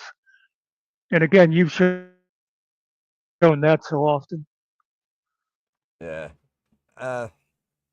But what? He said Ruff had 7 other charges that he was lying to us about. And he has all the records, and he's going to post all the records. That was a year and a half ago, and he didn't post a fucking thing about these 7 alleged charges. And then even what he did with the DUI guy. Oh, he knew what he was doing, and he fucked us over. He started talking about my active open case. I'm like, not once did you tell Larry, yo, I can't talk about this, it's ongoing. And Larry would have backed off. No, you thought it was going to help you grow, so you rolled with it, and when it backfired, now you're crying. I think your internet's messed up, Muck. Yeah, I was wondering. It kind of, I didn't know if it was just me that it was frozen here. If you can hear me. Yeah, we I can hear you. We just can't Yeah, I hear can hear your you. head's like down, like when you were moving. Yeah, I'll be back in a couple of minutes. I think with you guys here, it'll stay active. I got you. But MBK, I want to thank you too for letting me use your library of all these fucking videos, man. It's been a real help. I do appreciate it, man. Oh, you're more welcome to. I'm getting them sorted out, and like I said, more will be coming your way. Yeah, but yeah, that civic duty one. Oh my god, I never had him on my panel, and then I only had him on my panel once, dude. I didn't realize he lived in Indiana too. So damn well the way he was blowing them on that fucking panel, they were doing shit behind the scenes before all the other stuff went down. Oh, I guarantee it. But that's what cracks me up. That's all I ever want to do is put the truth out. When he wants to lie on people or tell them lies, that's why I put them videos out. Yeah, it's funny. I left him alone for 4 months and didn't say a word about him. Didn't get on there, just said hi to people, and then he had to keep putting videos out about me. You know what? Are you connected to his situation other than just sorry, I don't know where it was going. Okay. You're just another observer. He come to Carrollton and caused some trouble and left, and then he started bringing my name up, so he drugged me right back into it. So Angel Gamer, the only way MBK's connected to it is when Ryder and Tiffany went there to be Karens about a fucking sign. They were there. Okay. And then I got hit by a car. Uh-huh. You got hit by a car? In a parking lot, over a flag, over the banner. Yeah, they did. Ryder and Tiff been doing a lot of fucked up shit for a long time. Like, it's funny how she comes into especially like Hill Pirates chat now, and she's like, "Hey y'all, I wish you would leave us alone." But you see all these videos now of her up in guys' faces talking about she's going to bust her fucking nose and fuck their lives up and all this other shit. But now she wants to play the innocent Lily. You know what I mean? Mm-hmm. Even in the video with the sign, look at. She's talking all that shit, and as soon as the cops get there, you need to talk to him. The way he was acting made me afraid. I'm like, really, bitch? What really got me, though, was when you showed her saying with her own mouth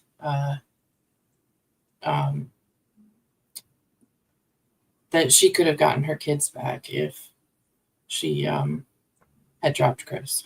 Yeah. Like, what the fuck? Welcome back, Monster. It's funny though, right? So she was in that DIFUS office for over an hour trying to get all these other people charged with these crimes. And then you find out that it was already unfounded because like the statute, like how long it was before the original complaint happened. It was just that she freaked out within a time, and then someone called about her having like an emotional breakdown about it. Mm-hmm. So there was no reason to go to the DIFUS office and fuck with all those people there.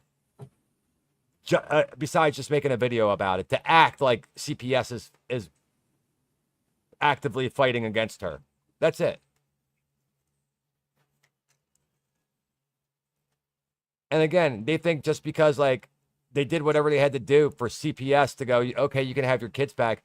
Why is it like she acts like, oh, I'm just going to get my kids back now. And like the whole family court system doesn't matter. Like you don't have to go through all the family court and have them grant you visitation and all that other bullshit. They just want to act like it's done and over with now. Yeah. Welcome back, Muckster. Thanks. Thank you for having me. And then that's my same issue with Tav, Angel Gamer. Tav lied to everybody for 6 months about having the 501c3, being real. When all he had to do was say, I'm waiting for the approval letter. But he didn't. Every time we questioned him about it, he kept doubling down, saying, no, I have it. I have my EIN. You can't have it, though, because it's like a social security number. I can't get it out. And he lied to everybody for 6 months. And then on February, when he finally got the approval letter, then he posted on his community tabs like it was no big deal. I had it the whole time. I was just messing with you guys.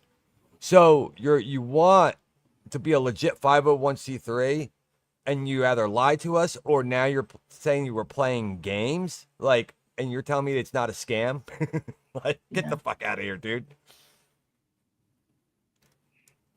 I don't get it at all, man.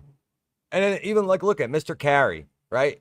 Mr. Carey's been supporting everybody for fucking ever. He always makes funny ass fucking songs about everybody. Doesn't matter if he likes you or not. They're always respectful. Him and his family needed help, but because Tav got butthurt by something Mr. Carey may have not even said, fuck you, Mr. Carey. Well, I could have helped you if you didn't hurt my feelings. Yeah. I heard somebody saying something about that was probably what it was. I couldn't remember. It was about Carrie talking shit about somebody, and I said, Carrie never talks shit about anybody. He goes into everybody's chats and is polite to, he goes from like our place to Hill Pirates to Todd and he never like when, like if he's like say in Todd's where everybody loves me, you won't see Carrie sitting there talking shit about Buckster so that fit in. You know what I mean? And there's people who do that kind of thing. Carrie is just, he just tries to get along with everybody. So when I heard somebody saying, "Oh, he talks shit about somebody," I was like, "No, that's not our Carrie." Yeah. But again, how do you want anybody to take you like you're legit? If you want to come on YouTube and you want to act like this big tough guy internet troll, but then when people start talking shit back to you, then you start crying and now you want to sue everybody for slander. You did it to yourself, dude.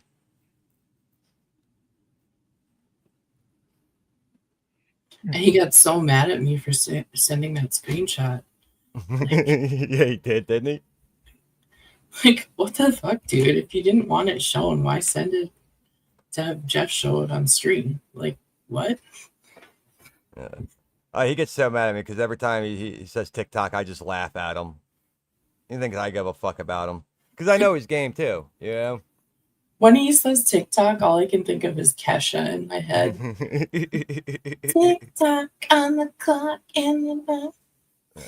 I see him say that, and I have no idea what he's even referring to. He's talking about like waiting for my lawsuits or whatever. Again, so it's like a clock, TikTok. Yeah. Like time's counting down, Muckster. Time's counting down. I figured it was something like in that vein, but I didn't know exactly what. I don't know. I have this way of handling Tav. He comes in here, he'll make about 2 comments, and I boot him. Yeah. Well, I 'Cause, know you know, whenever I know when I get to him because he doesn't stay in my chat that long because I'll start talking shit and then he'll go, "Oh, thank you. Welcome to the Angry Vet Show, yeah. winning," and then he's gone. I'm like, yeah, he's sitting there crying, soaking in his tears at home, salting his food. Well, that's the thing is he's just an attention whore. You know, I don't mind people come in and they'll talk shit, and as long as, like I say, you don't get racist or whatever, fine. But him, all he wants is attention. You know, he just does stupid crap, and Yeah. I think, yeah, I don't need you. You're The only veteran I actually know of him trying to help is Michael Wyatt too, and that didn't turn out very good. But even then, he dropped the ball because like he was helping Wyatt, and then he stopped helping Wyatt Yeah. when Shiz was getting on the board, right? But so Shiz is attacking Wyatt, and then Angry Bet's still in Shiz's chat, and then all of a sudden, then one day Tab was like, "Fuck Shiz," and then he starts helping Wyatt again. But you left him stranded for how long? Like, you can't trust anybody like that. Yeah.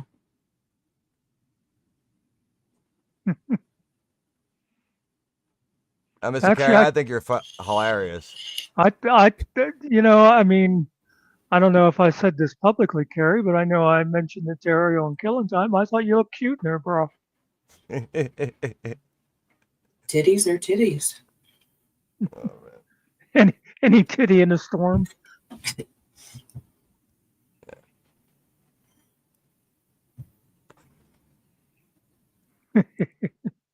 Well, you know what though? I am glad that I'm trying to get like more people together. Like, you know, you see like my chat's like a mixed nut. You know what I mean? Yeah. With fucking Yeah. auditors in there and shit. But that's what I'm trying to tell everybody. I'm like, if you guys are sitting there talking shit to each other in the fucking chat just because someone came in that you dislike, they're not learning anything new. They're too busy fighting with you the whole fucking time instead of Exactly. paying attention to what's going on the screen. So if you want to expose Ryder, like you guys got to lay off like the fucking hate shit sometimes. Like, Yeah, at least you don't scream, call me a slag and a coos and ban me. yeah, I'll tell you right now, like though, I had a great time playing fucking I have a brain. Helldivers. Yes, thank you. I had such a Yeah. fucking brain fart. I had a great time playing with you and GS. That was fucking fun And as then hell. like one day I was just banned from the Discord, and I'm like, what? I wasn't hiding who I was, but Yeah. I don't know. I try being respectful to everybody. Oh shit, Finkel's here. Fuck Finkel. Run. Yo, No. if Finkel, if you want to talk to me, you gotta give us $500 each. But I don't care about your money. I'm kicking you out unless you give me $500 to be on my panel. All right, checks are in the mail. How's it go, 500 Fink? pennies. Hey, those of you who worked a third shift like me, you had a second chance between 1 o'clock and 2 o'clock. Because at 1:59 it rolls over to 1 o'clock. Oh, that's right. true. Yeah. And ironically, the 3-day incident that me and my other shifts have been working just got resolved at the second 1:59 a.m. Nice. I haven't had the second 159 yet. You're what, Central Time or? Yeah, Central. Oh, okay. Well, we're most of us are Eastern Time. We do have some folks in Dallas, but they're not important. We're the center of the universe here. You know, I was thinking earlier today, I was remembering a guy I knew on forum that I used to be on a long time ago. But anyway, he was like a shift supervisor or whatever it was someplace. And he said it was funny, like every spring, about half his crew would come in late and go, "Oh, I missed the time change. I thought we were still on the old time." He said, "But it's funny in the fall, nobody ever comes an hour early." Yeah. I remember working the third shift at Walmart when I was in high school, just after high school. And we always had to work an extra hour on that daylight savings in the fall, and it sucked. I got a very tiny screen because my computer's set up for work. I know Muxter's voice and I know Kayla's voice. Who's the lady? Angel Gamer. Oh, Angel, how you doing? No, And, you didn't let me get my punchline out. I was going to say, that's no lady, that's Angel Gamer. oh, okay, all right. And am I missing somebody? Who's the Evening there, Finkel. MBK. Oh, my brother's keeper. Okay, how you doing? All right, how you doing? I'm groovy. I'm very pleased because I get to brag to the morning shift that I and I alone fixed it. I'm kidding. People worked on it around the clock for the last 3 days. So, Finkel, while I think of it, you'll have tomorrow or whenever you get a chance, Uh-huh. look at this stream Uh-huh. and just fast forward to where you see Summer joins. Oh, Summer was here. Yeah, and then watch the whole thing with Summer. Okay. She had a story about Chris that you have to hear. Oh, really? Am I going to Yeah. enjoy it or? It's going to reinforce the fact that you think Chris is a piece of shit. Oh, okay. I remember shortly after our big shopping spree, we connected Summer with Tiffany. I guess that didn't work out, huh? Well, I'm not going to try to go back watch over it now because I'll miss stuff. It's just Chris being his usual. The world revolves around me, self, and the stuff that he said to Summer. It just, yeah. Hey, everybody! I can squint and see that we have 17 in the audience, and we got 4 on the panel. Yeah, we had 20. We had 25 before you joined, but that's a different story. Just Muxter, Ariel, and Killing Time know my real name. Hot Mess Summer knows my real name. Sarah the Raging Tomato knows my real name. I think Vegas Vips knows my real name. In fact, Vegas Vips heard it when we first outed my real name. And you see, I'm thinking Master Sergeant Retired knows my real name. Stone Vet knows my real name. I don't know if Hill Pirate Studios folks do or not. They used to be close to Stone Vet. Let me think. The criminal, what's her name? Izzy. She knows my real name. I'm trying to think. There's a lot of people know my real name, and one of the oldest, other than the people who co-run this channel, is Chris Ryder. In my 3-year-long social experiment on YouTube, I saw the one guy that could be triggered and that thinks he has the power in outing that my name is Stephen Nolan. Stephen Nolan. I repeat, Stephen Nolan. He got so pissed off on the premiere that he tried to call me out. Guess what, Chris? My name is Stephen Nolan. You're now powerless. Oh, damn, I didn't want to know that. Well, now you know it. Deal with it. Well, why have I thought it was Patrick Mahoney all this time? Because I lied to you. I'm kidding. I don't know. I thought it was Dirt Diggler. For anybody who wasn't on the stream about 2 years ago, Muxter and I were playing with our respective series, seeing what kind of commands it would respond to. And I think Muxter, I could remember wrong, it's been a long time. I think Muxter said, "Hey, Weary, who am I?" And my series spoke up while my mic was on and said, "You're Stephen Nolan." Oh. And Vegas Vips ran with that for a while, but he only did it under his troll names. He never did it as Vegas Vips. And we kind of laughed about it, but yeah, okay. My name's Steve Nolan. No big deal. And a few others have figured it out because of I recently went back on Facebook with my real name, and KFAR, Generally Specific. Who else? A couple other people were like, "Was that your Facebook?" Well, yes, it is. I'm Steve Nolan. Two Squared, I always get a kick out of when people would call him David. It just sounds so weird. I did it a couple times at AA meetings. I shared, "I'm Finkel and I'm an alcohol. I'm sorry, I'm Steve." And they're like looking at me like, "What? Who's Finkel?" But the bridge is still open, and I think they need me. I'm going to say goodbye to you all. I'll rewind. Have a great night, Fink. All right, you guys have a great night. Oh, I don't want to. I don't Who want knows any. how long? Yeah, who knows how long we'll be here? Yeah. How do I close? I just close the screen, right? I Yeah, hate. you got it, Well, Dirt. yeah, wait. Okay, I was going to kick him. Insomniacs. Mm-mm. Pretty much. But Well, yeah, the other day I came in to do a 3-minute thing, and I think it was Nikki that joined me. 10.5 hours later, people were saying, Muxter, you really ought to go to bed. Anyway, somebody was about to say something. yeah, I'm going to take it down too. Muck, thanks for having me up. And again, thank you guys for all the support. I do appreciate it. Have a great night, Killer. Yeah. Have a good night. Later, y'all. Later. See you on the street.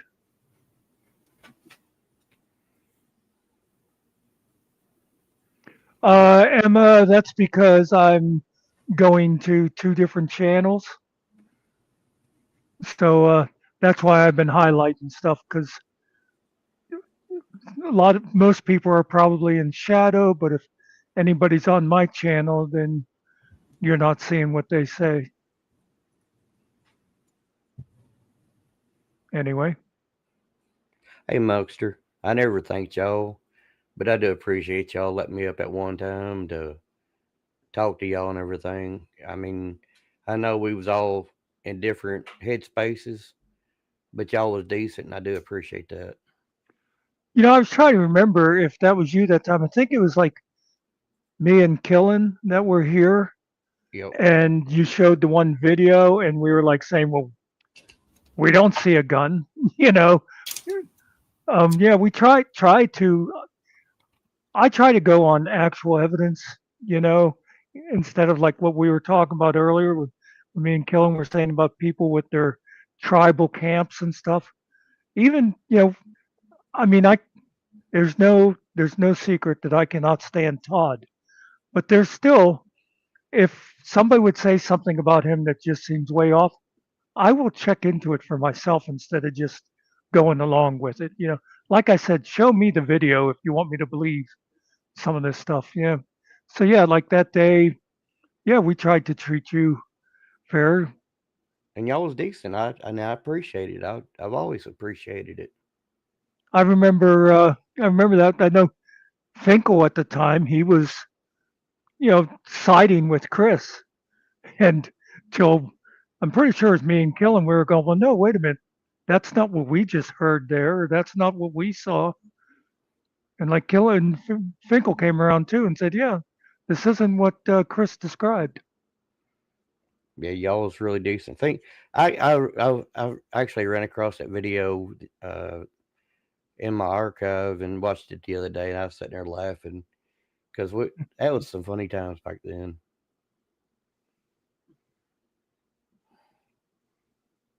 But y'all was really decent. I do appreciate it. Yeah, I'm glad to hear that. We don't always agree, like I said in chat one time. We ain't got to all think alike, but at least we're being cordial. Yeah. Hey, I don't always agree with Finkel, but we're still here. I'd love just one time, like I said with Summer, get Ryder up there and talk to him like me and you're talking right now, like 2 adults talking without all the screaming.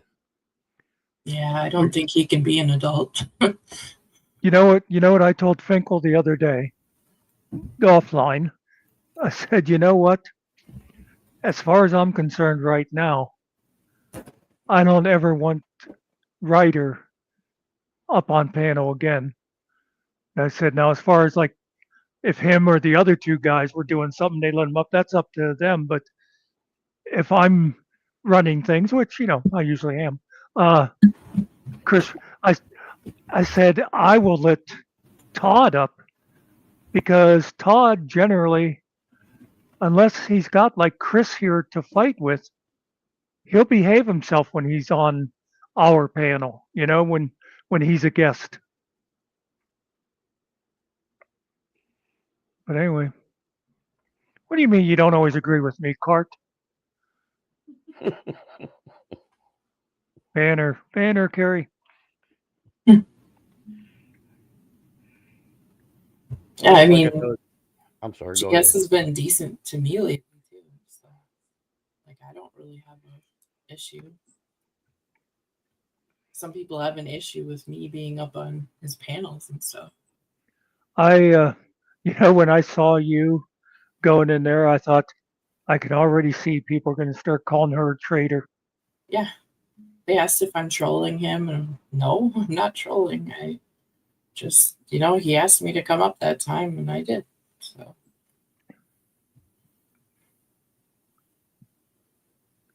But people have a problem with that. Yeah, it's people it's free to go wherever you want.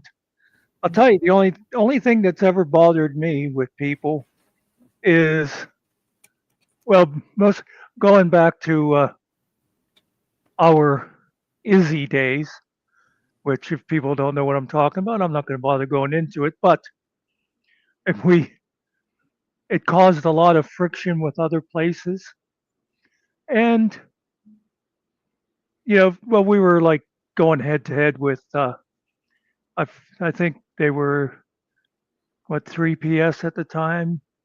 They stopped being Oh, Stone. But anyway, um, find, fix, finish. and yeah, yep, F3. That was it. F3. Now, I wouldn't sit here and like we'll just take Cart for example, since she's there. If I saw Cart over an F3 at the time, I wouldn't be thinking, "Oh, you traitor." But on the other hand, there were some other people that I won't mention their names who would come in here and they'd be, "Hey, Muck, how you doing?" And la la la. And then they'd go over to F3 and they'd be sitting there going, "Oh yeah, fucking Muckster, he's an asshole." You know what I mean? That's Mm-hmm. the only thing. That's the kind of stuff that bugged me. It's just like you going on GS. So Yeah. what? You go on GS. Now, if you would go on GS and you'd be bad mouthing Jeff and then go Yeah. back over to Hill Pirates and act friendly, now that would be a different thing, And that's something that I appreciated too about when I was up on GS is he was like, don't say anything because I know you can't answer it here. And I don't want you to go say anything against Jeff. He was very fair about everything. He's like, I know this would put you in an awkward position if you answered this, which I thought was good. But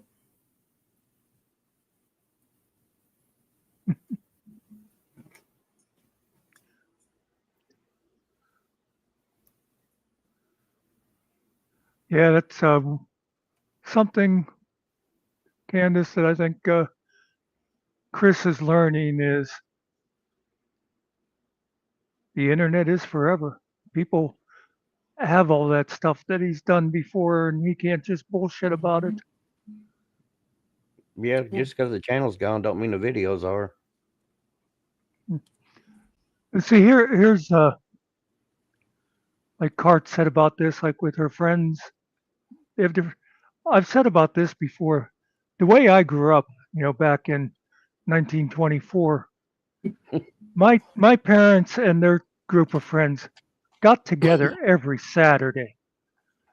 And back then, it was like all the men would be in our kitchen, sitting around drinking beer. The women would be in the dining room talking, and the kids were in the living room. You didn't get babysitters and stuff.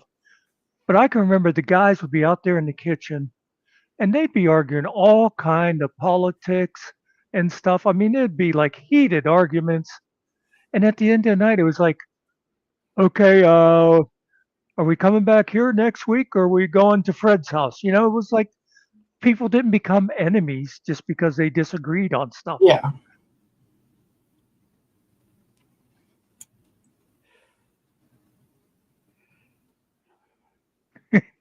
yeah. No, let's not. I just can't Yeah, believe that she much was people kind of are on before here. my venture into this sphere, Izzy. I didn't ever interact with her or anything, so I was still in the flat Earth debunking community when she was up here, I think. Yeah, she was a Alright. piece of work. There ain't no way he was alive in 1924.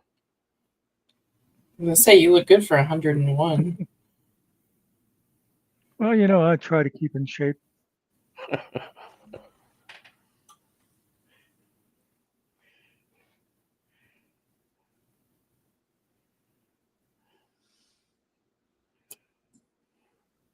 Izzy took my wrench from. Yeah, I believe it. And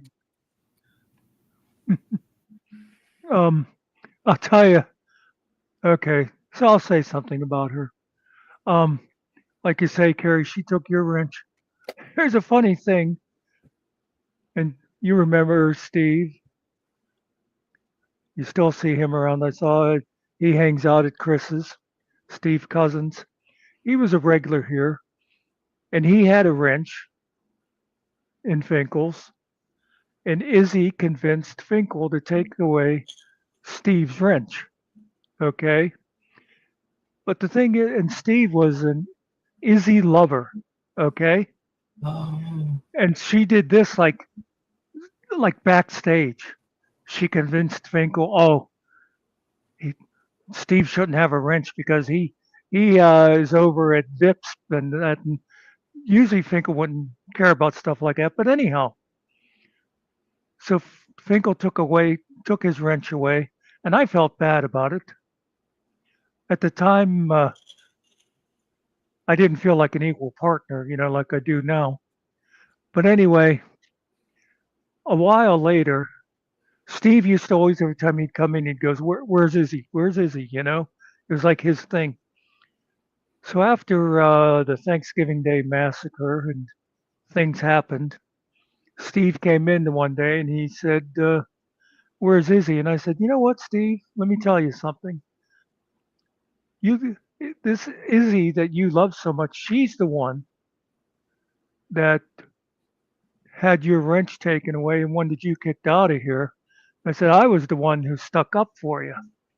And you know what? Steve's never been back. It's like he blames me for outing Izzy to him. It's just like weird. But anyway. The So yeah, Thanksgiving Carrie, Day you're not doing. massacre? Yeah, that's what we call it amongst ourselves. It was Oh, okay. a big blow up that we had where we were doing an all day Thanksgiving thing, and it just stuff happened, and I blew up and shut down the stream and went off and started doing my own thing, and it was the beginning of Finkel beginning to see who Izzy was. But yeah, we'll be we'll be having a song coming out about it here pretty soon. Me and Ariel started working on a song commemorating the Thanksgiving Day massacre. That's what Killen called it. Anyway, let's talk about something else.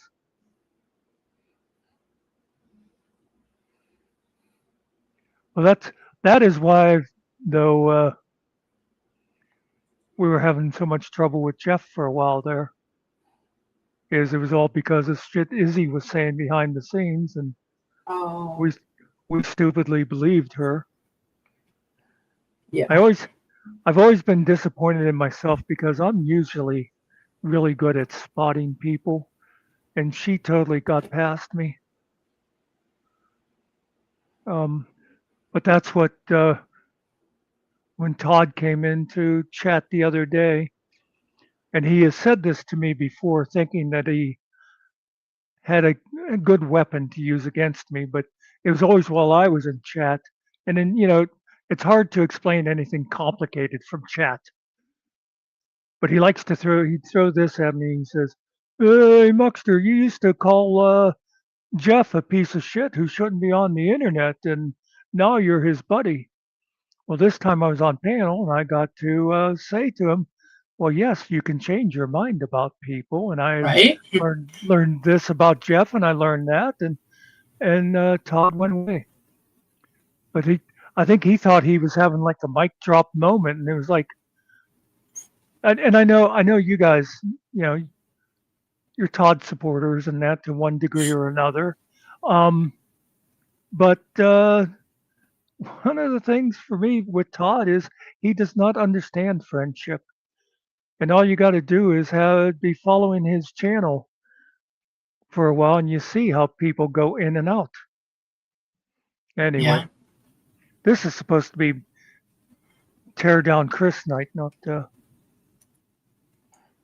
Well, I don't agree with everything that everybody puts out, but in the end, we're all here for the same thing, to watch videos. Mm-hmm. And I don't, excuse me, I don't understand why there's so much of the sides bullshit too. It's, like Killa was saying earlier, it's the same thing with politics too. You have to be on one side or the other now, Yeah. and it feels like the same on YouTube. And it's like, no, you can have your own opinions. Yeah, we've gotten very, very tribal. I don't agree with GS on a lot of things, but if he's going to be decent to me, I'll be decent to him. I still don't like a lot of the things he says, his opinions on women and a lot of other stuff, but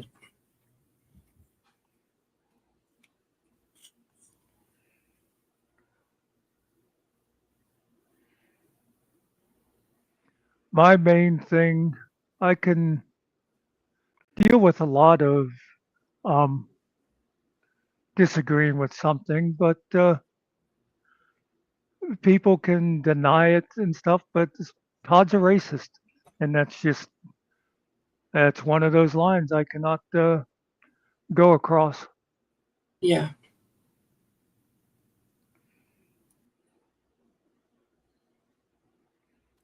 And I don't know if it's true. I've only heard it secondhand, but the fact that he kicked out his own child bothers me a lot too. Well, somebody showed me stuff that his son posted on Facebook before, and of course, you got to say, is the son being totally truthful in that? But Right. still, according to the son, he was kicked out for being gay and stuff. So yeah, that's another. I'll tell you, even not talking about Todd with that, that's just something that drives me nuts. Yeah, I always watched a lot of the like the voice type shows, any of those Mm-hmm. competitions, and you know how with a lot of the people they'll do those little life stories with them before they go Yeah. on. And I always hated for a while that you'd see a bunch of them where it'd be like, well, yeah, well, I came out to my parents when I turned 18. They kicked me out of the house, and I haven't talked to my dad for 10 years. And it's like, who could treat their child that way? And I always think I have this friend, Danny, who she's been married to Bree now for I forget how many years. But I remember when she was dating Bree, and Mm-hmm. her mother, even when they started living together, Danny's mother would call Bree Danny's roommate. You know, she wouldn't admit that they were in a relationship. She was totally, against, anything gay and stuff. And I Yeah. always remember Danny posting a picture on Facebook. And I swear to God, it was like when you watch a TV show or a movie or something, it was like there was a glow coming off of that picture. You could just see Danny was so happy.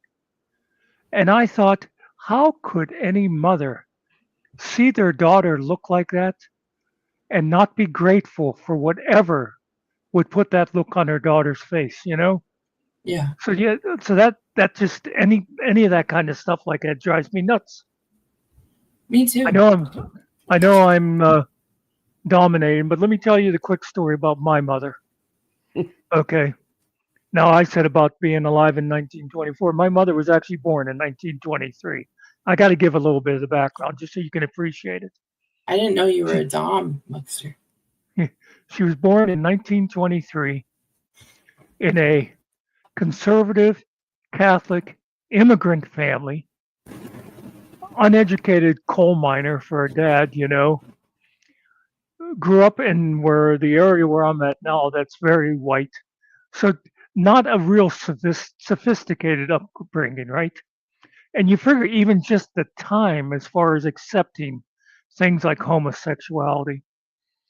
So we'll come forward to when my mother was, I think, around 70, 75 years old. And whenever I moved back from Pittsburgh, we were living together. So one night, my nephew calls from California, her grandson, and we're talking. And he says to me, you're the first person I'm telling, besides my mother, but I'm gay. And I said, no, you're not, Andrew. And he goes, why? What do you mean? I said, Andrew, I've known you all your life, and you're neither good looking enough or a good enough dresser to be gay. But anyway, we laughed, we talked for a while, and then he said to me, he goes, the only thing is, I don't know how to tell Grammy. Now, I didn't just fall off the uncle bus. I knew what that meant. Tell Grammy for me. So the next morning, I say to my mother, again, this 70-ish year old lady who grew up the way I said and all that. Mm-hmm. I said, so, Andrew called last night. She goes, oh, really? What's up with him? And I said, well, his roommate, Paul. Yeah, I said, well, he's really not just his roommate. And she goes, what, did he decide to be gay? And I chuckled a little bit at her phrasing. Yeah. I said, yeah. I said, yeah. And you know what? My mother, this old conservative Catholic lady, what she said when I said yes, she went, yeah, I figured. That was the end of it. And when Andy and Paul came to visit, she treated Paul just like everybody else. He walked in the house. She started giving him chores. It was like it meant nothing to her. And so I always think of that. And when I see these other people that can kick their kid out of the house or disown their kid for it, I just think, what the fuck is wrong with you people? You're 40 years younger than my mother, and she was more sophisticated than you are. Yeah. Okay, I'll shut up now for a while. Let someone else talk.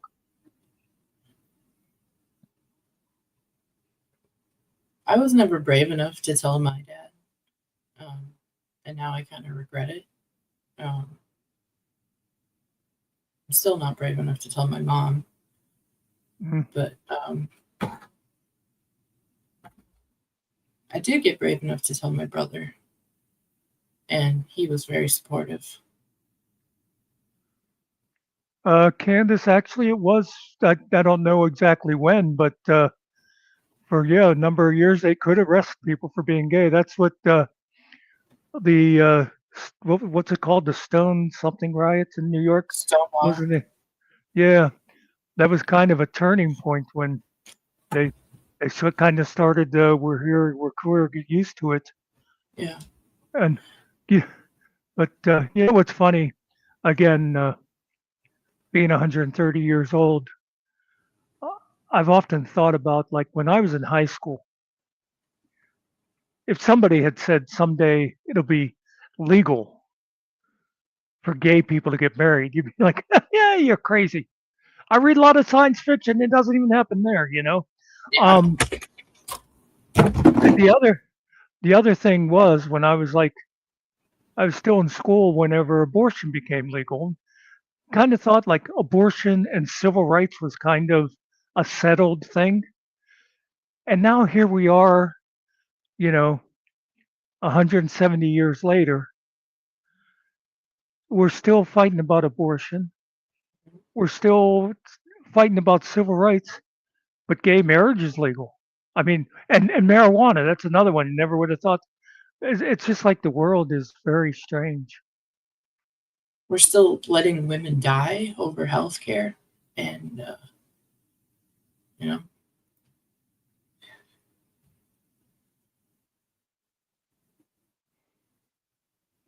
Yeah.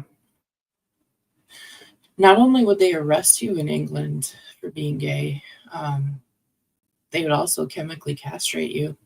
Yeah. Like Well, Alan Turing, the yeah. That's who Richard's talking about. He saved the world in World War II. Yep. And they thanked him by making him take drugs until he couldn't take it anymore. Mm-hmm. I know. It's ridiculous. You know, who was it that just said about they came out to their father and he just sort of like a couple of stories like I'd seen on Facebook and that I always liked was the one somebody copied a text exchange with their father and they sent and she said, Dad, I just wanted to tell you I'm gay. And he writes back, I had sex with your mother. And she goes, what? Why would you say that? And he said, oh, I thought we were just exchanging obvious things. You know, it's like, and there was another one I saw. It was a black lady did a video and she's standing there in the room and she says, so for several years now, I kept, and she goes, she opened the closet door she's standing next to. She says, I'd open the door and I'd say, are you ready to come out yet? No, not yet. Okay. So and she like did this whole thing about, she kept saying, she'd open the door. Are you ready now? Ready to come out yet? No. And finally, the night before, her son decided to come out of the closet to them. But I like when people like handle it that way. It's like, yeah. Okay, we knew. But yeah, I'm sorry. I assume you meant your dad died before you ever got a chance to talk to him about it? Yeah, it was almost a year ago now. Yeah. He died December 2nd of last year, so. Yeah, I can understand that where it's like you'd almost, and I mean, you can tell me I'm full of shit, but this is the way it's like it would almost be better to have told him and him take it badly and than to always be wondering. Is that kind of what where you're at? Yeah. Like I grew up in a very conservative Baptist household. Mm. And my dad's dad was a Baptist minister. So like basically we weren't allowed to do anything fun as a kid.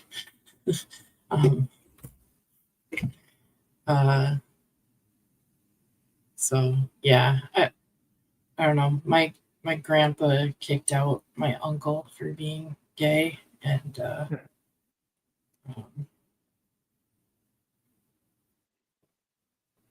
it doesn't mean my uncle was a good person, but he should never have been kicked out for that. Yeah. And, I often wonder with the people who claim to be religious, how they justify the whole, God created us how we are thing, with then deciding that there's something wrong with the person. Well, yeah, and I think I learned over the years that, I used to be very, very into church, missions trips, things like that. And then growing up, things stopped making sense to me. Things like that, like, okay, God created us. He created us perfect, but these things are no. You can't be gay. You can't do this, can't do that, can't do this, can't do that. And then, somebody said something to me that made a lot more sense. It was like, you can't take the Bible literally. Oh, yeah. I mean, okay, so you know the difference between a butt dial and a booty call, right? Yeah. Yeah, but the same words in 2,000 years, will somebody be able to tell the difference between a butt dial and a booty call? Well, and it's like I always say about the Bible too. First of all, so much of it was just oral history Yeah. for centuries, you know? Yeah. So that'd be basically like right now, if you were studying the Revolutionary War, Yeah. and all you had to go by was your grandfather telling you what he heard from his grandfather, who heard it from his grand, you know. So Yeah. just how much does the story change? And also, then besides that, it goes through all these languages, Right. you know. It goes from Aramaic to Greek, to Latin, Hmm. and and so yeah, you can't, even if you believe the core of it, to take it all literally is just doesn't make any sense. Yeah. It's like you know the difference between "Sorry, Daddy, I've been naughty" and "Forgive me, Father, I have sinned." They're the same Yeah, words basically, but they have totally different meanings.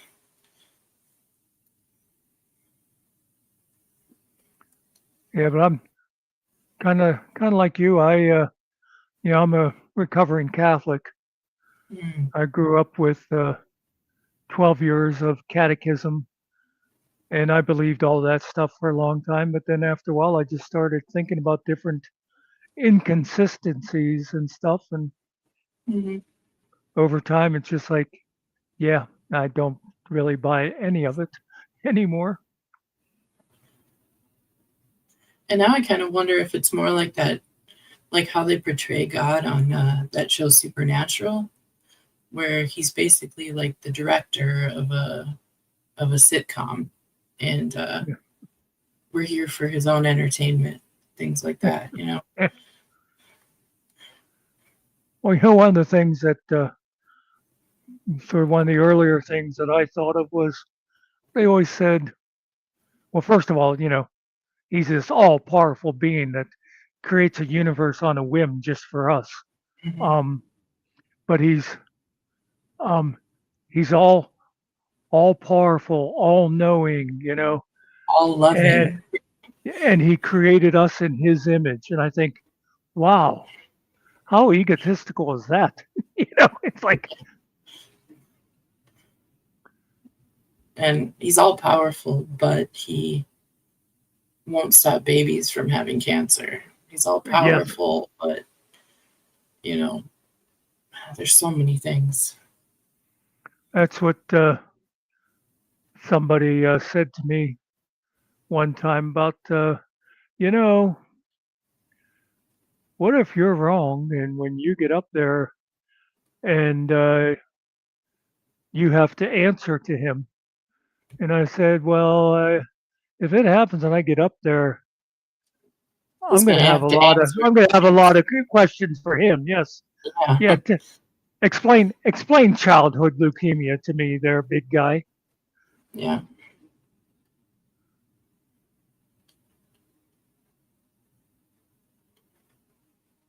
Explain the poorest country in the world, Haiti, getting devastated by earthquakes and hurricanes, and explain, how the asshole pastor Pat Robertson said that they deserved it for being evil. Yeah, yeah. Isn't it funny how if God sends a tsunami at San Francisco, it's obviously a punishment Mhm. for accepting all them gay people. Yeah. But when a hurricane goes through Alabama, it's like, oh, what is it your people are doing there, Pastor? It's like, Yeah, somehow it's not a punishment then. that girls' camp in Texas, that Christian camp, they all were like, why did all these Christian kids die? And blah blah That's, blah. yeah.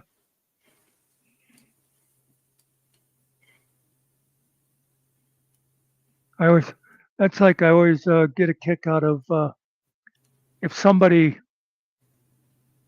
is cured from a terrible disease, or they come through a surgery or whatever, and people are going, oh, thank God, God saved my son, God saved my husband, whatever. And I think, okay, so when they die, why aren't you saying, hey, fuck you, God, why'd you kill my son? You know what I mean?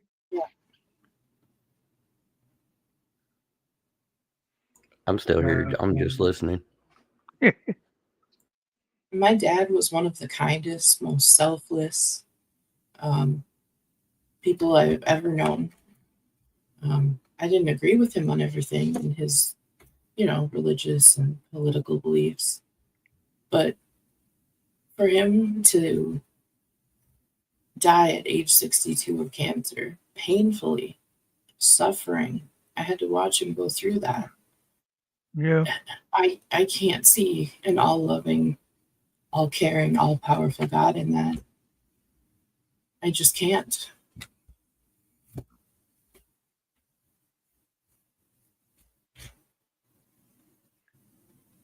I can agree on that. My dad passed away at 64 from cancer. Yeah, my dad was like 52.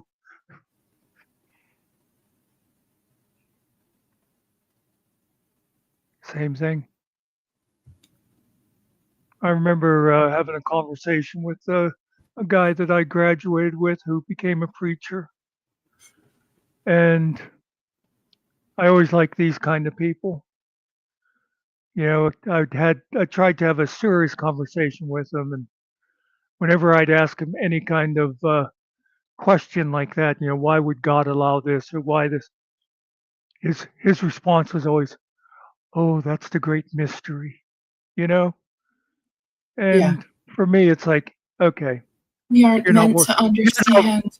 You're not worth talking to. God works in mysterious ways. Yeah, you just don't have any good reasoning. Now, I've had some great conversations with preachers who are secure in their own beliefs, and they don't get offended by you questioning them. Yeah. They're willing to go back and forth with stuff.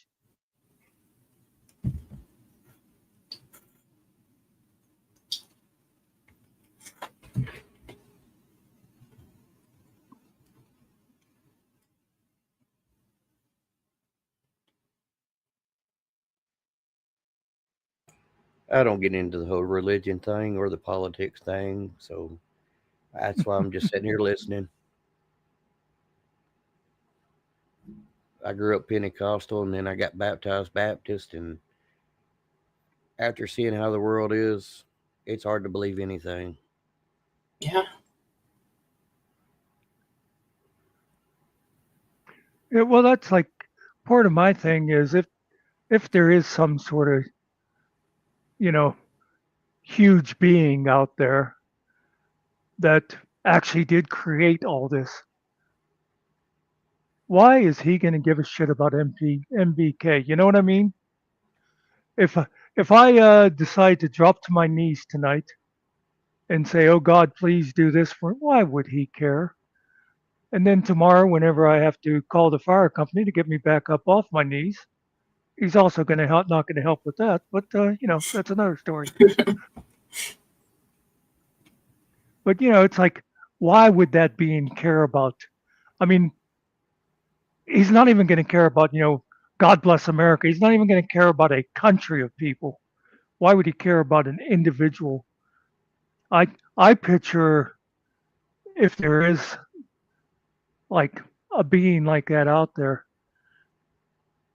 it could be just like some kid right now in 10th grade who's doing a experiment in biology class, and he has a little what's the word I want, test tube there filled with amoebas or something. Mm-hmm. You know what I mean?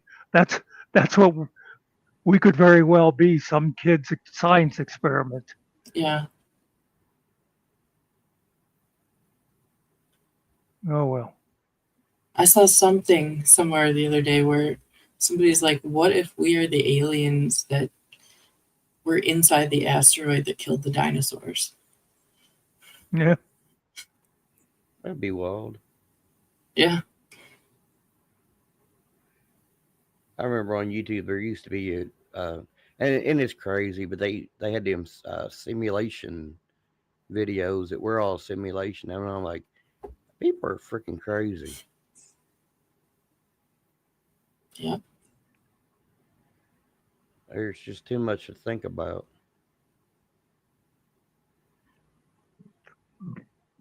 Yeah, one of my favorite original Twilight Zone episodes. There was a lady who was living in this house that was just like out in nowhere. There's nobody around her. And actually, the lady who played it was the one who played Bewitched's mother. But anyway, she there was this small spaceship that like invaded her house, Mm-hmm.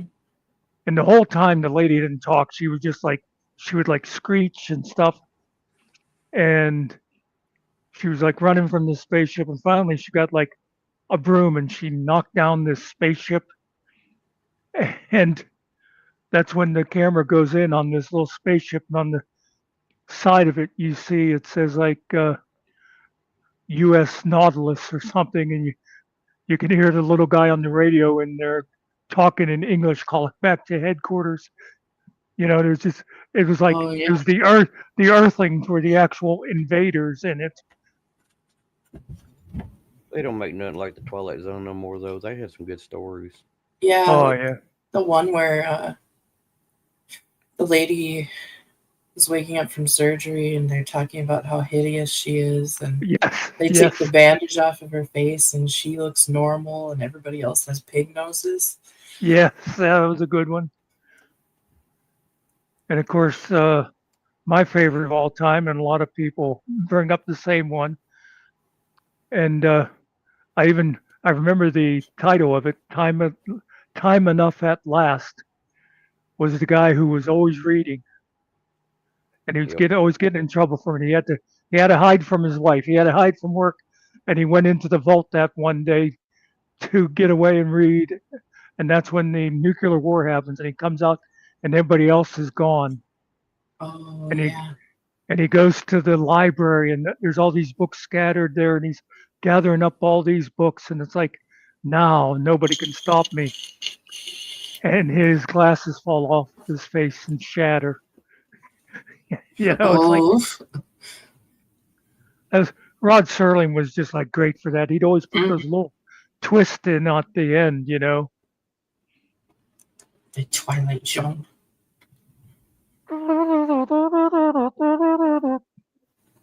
I remember laying around with my dad watching old episodes of that on sci-fi and stuff, and The ones that came out in the 80s, though, wasn't as good. no. And then that amazing story that came out in the 80s. Yeah, yeah, that was a good one that Richard mentioned. Yeah, the guys stole a whole bunch of gold, and I think they went into like suspended animation or something for 100 years. So then you know they wouldn't have to worry about the law and stuff, and they come out and gold has become worthless. Yeah. Like in that video game Fallout, where everybody is painting with bottle caps in the future and stuff because gold is worthless. Well, who knows? You know, Star Trek, they had computers, they had communicators, and we got all that stuff now. So it could Mm-hmm. happen. Well, you realize, let me see if I can lay my hands on it. Yep, there it is.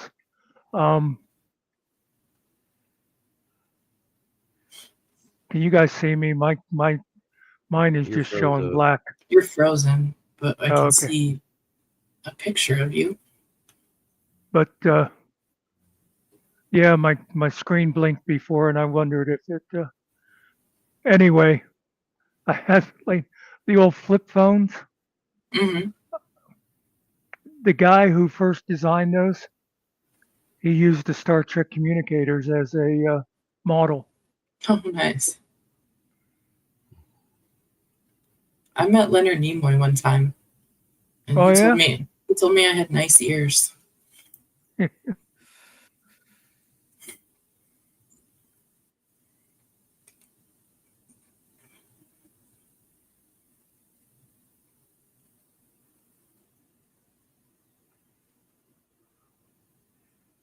The most famous, well, the most famous, I've met very few actually famous people, but that I've ever actually met personally and exchanged words with was Franco Harris of the Steelers.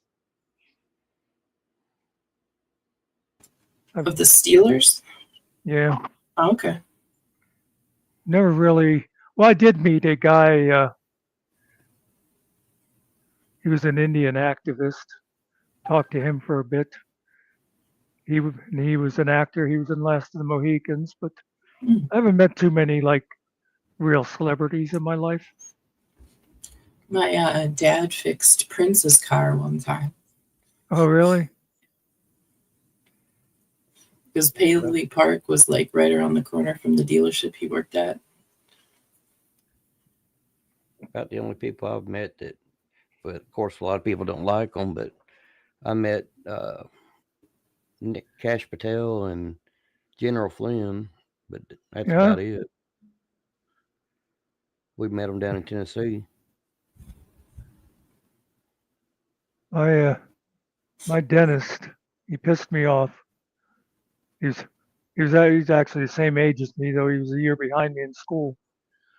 He worked on Alice Cooper the one time because Alice Cooper was doing a concert around here, and he had some kind of problem. And he called his dentist, and his dentist did some research, and he said, "Well, there's only one guy in that area that can help you." So anyway, it was like a Saturday morning.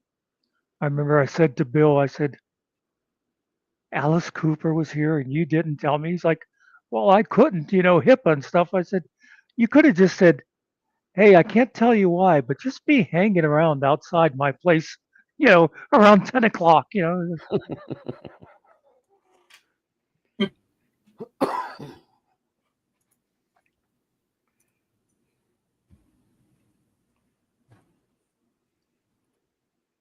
I always liked Alice Cooper. Yeah.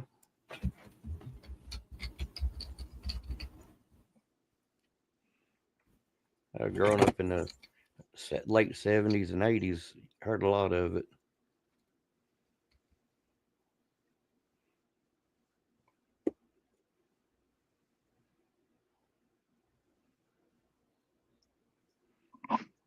When we were picking our class song, School's Out for the Summer took second place. I was pissed. I think it was rigged. I think they thought that was too radical for us. I think my class song was Kelly Clarkson. Morning, Wyatt.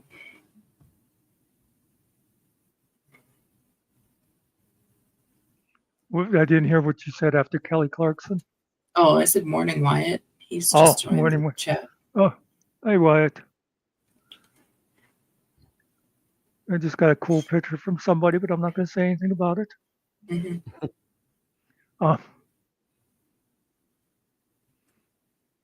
Do you know? I mean, I don't know a whole lot of Kelly Clarkson songs and stuff, but that song that she did, I think, is it called Piece by Piece? I don't know. Oh my God, that's a killer song. It's all about, it's based on her real life. It's about her father, like abandoning them when she was a kid. And then, like, after she got famous, he, wanted to get back into her life and stuff. But it's kind of like when I was talking about how parents kicking their kids out for being gay and stuff like that. I hear that song and all I could picture is who could treat their daughter that way? Yeah. Yeah, if you don't know it, give it a listen sometime. The only one I can think of is the Since You've Been Gone, which I may or may not have had that CD and blasted in my Buick LeSabre a lot with the windows down and screaming it at the top of my lungs. Yeah, I think that was her first biggie, wasn't it? Yeah. Back when you actually had to crank your windows down. The good old days. Yeah. And it's funny because that's still like, I, I mean, I'm sure there's people under a certain age that it means nothing to, but for a lot of us, that's still like the international symbol for roll your window down is to Yeah. do that cranking motion. Yeah. Just like the telephone symbol where people put Yes. their pinky and thumb up, Yeah. I remember having to dial on a rotary phone at my grandma's Oh, I house. know. And if you got one number wrong, you had to start all over again.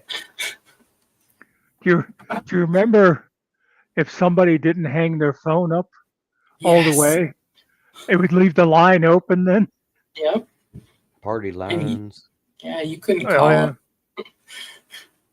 You couldn't Yeah, call when and tell them to hang up. No. It would just be hopefully somewhere along the line, the person would be walking through their kitchen or whatever, and they'd hear this little voice going, Joyce! Joyce! Hang the phone up, Joyce! Yep.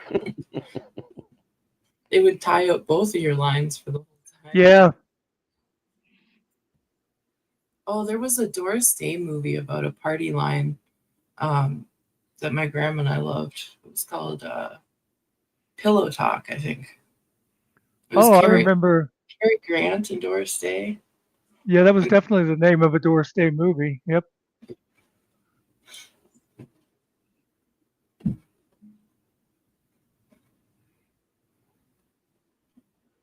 Yeah, everybody had a pen near their phone so they could dial the rotary phones easier. When I was in electronics school, I got a part-time job with a place. The guy was making, it was like a little box that you would put over the mouthpiece of your phone. And it was for, like touch tone dialing. It just come around, but nobody had touch tone phones. Yeah. So you'd put that over the phone and it would then, you'd connect to a place that had touch tone. And anyway, you'd use that because it was like different, like traveling businessmen and stuff. If they'd call into their home office, then they'd get the press 3 to talk to so and so, and nobody had actual. And that was like before everybody had phones in their pockets, Yeah.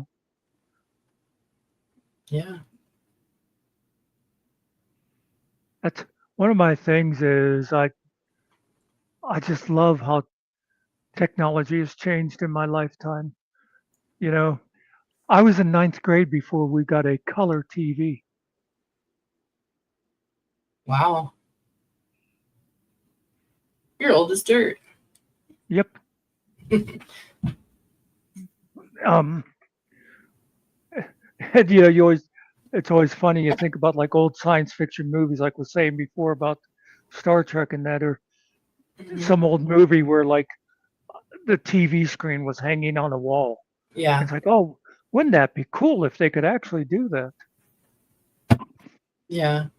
Well, like Mr. Rogers had that picture, or it was just like a TV screen in a picture frame on the wall. And now I get that it was like make believe, and stuff, but now we can hang our TVs on our wall like that.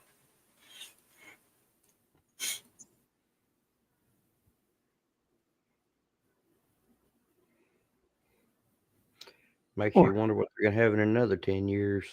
Mm-hmm. Or like the really old Dick Tracy cartoons where he had the was it like a watch radio or something? Oh yeah. And I think in the like later ones, it had like an actual screen on it where, it just seemed like such a weird thing. He was able to talk to people, and now it's like, yeah, we've all got them. Well, in Inspector Gadget too, they would have that little wristwatch with the TV screen where they could talk to each other. Yeah. Like a video phone. And now people have the Apple Watches that can actually do that. You know what's I really get a kick out of too with phones now is everybody after the age of 10 or so, they've got a phone that they carry with them all the time, but nobody under 30 actually talks on the phone. Right. It's all texting. When I was 10, we'd go play outside and our parents didn't know where we were. Yeah. Well, I know you come home from school and it was like, boom, you were back out the door until the arc lights came on. Mm-hmm. They had to remind parents, do you know where your kids are? It's 10 If you p.m. came in before dark, you got in trouble. Yeah. I always tell people the story of when I was, well, I guess I was a senior because I was driving then, because I turned 16 when I was a senior in high school. But anyway, on Saturday nights, I'd head for the door and I'd say to my mother, I'm going to Frank's. "Yeah, okay. Every week, Friday, Saturday night, I'm going to Frank's. Okay. And now part of the thing with me too, I still don't know myself. I always knew not to stay out till 2 in the morning or whatever. Mm-hmm. Nobody ever told me that. And I don't know if it's just because there were 3 kids ahead of me or what it was. But anyway, but yeah, every week I'm going to Frank's. And one week I was sitting home and my mother said, aren't you going to that kid's house? I said, what kid? She said, Frank's. Frank. Frank was a pizza shop. That was our hangout because they had pinball machines. And it occurred to me, every week I was leaving the house and my mother had no idea where I was going. And to this day, I don't know, is it that she just trusted me or she thought if I didn't come home, she had 4 spares, so no big deal. True. It all changed after the Jacob Wetterling thing here in Minnesota. I don't know if in other parts of the country they heard about that, but Jacob Wetterling was riding his bike with his brother and his friend, and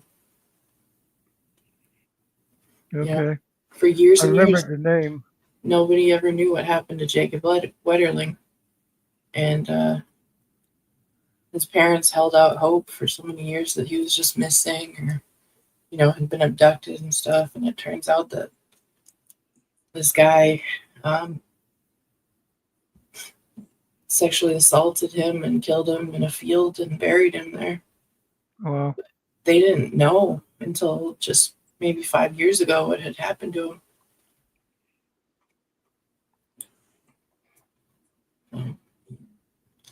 But they used to just let us go out in the world with all kinds of weirdos and anything could have happened. But all of a sudden now everybody's more conscious about it and keeping track of their kids.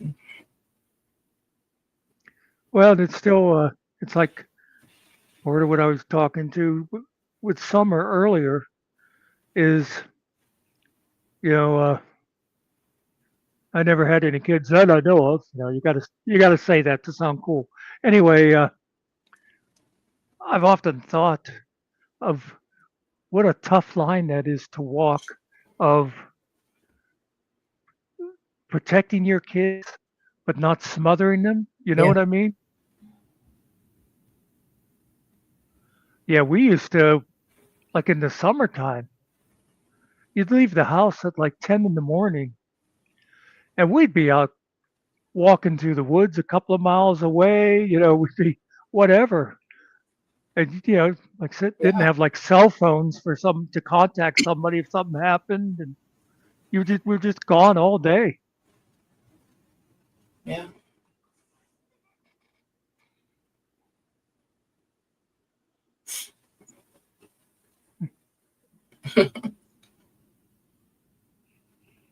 Yeah, Yeah, the John Walsh thing. Yeah. And I often wonder, I did a video way back when I first started YouTube, and it was about hitchhiking. And when I was like in high school and stuff, that was just a major mode of transportation. You know, Yeah. in the summertime, we were going swimming. We went out. There was there was practically designated corners. Nobody actually, no municipality said this is the hitchhiking corner, but they were just the known corners you went to, and that's how we got around. I hitchhiked out to Indianapolis the one Oh, time to visit a friend. And now, I mean, you hardly ever see anyone hitchhiking anymore. But the whole basis of my thing is the world really more dangerous, or are we just more aware slash paranoid about it? yeah. My dad, he grew up in Wisconsin, and he went to college in Texas. And he was driving the way down there one time, and he picked up a hitchhiker.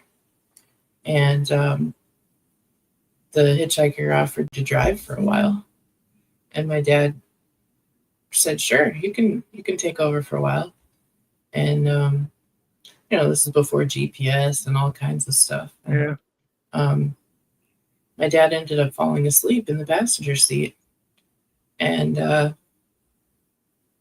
hours and hours later, the hitchhiker woke him up and said, "Welcome to Texas."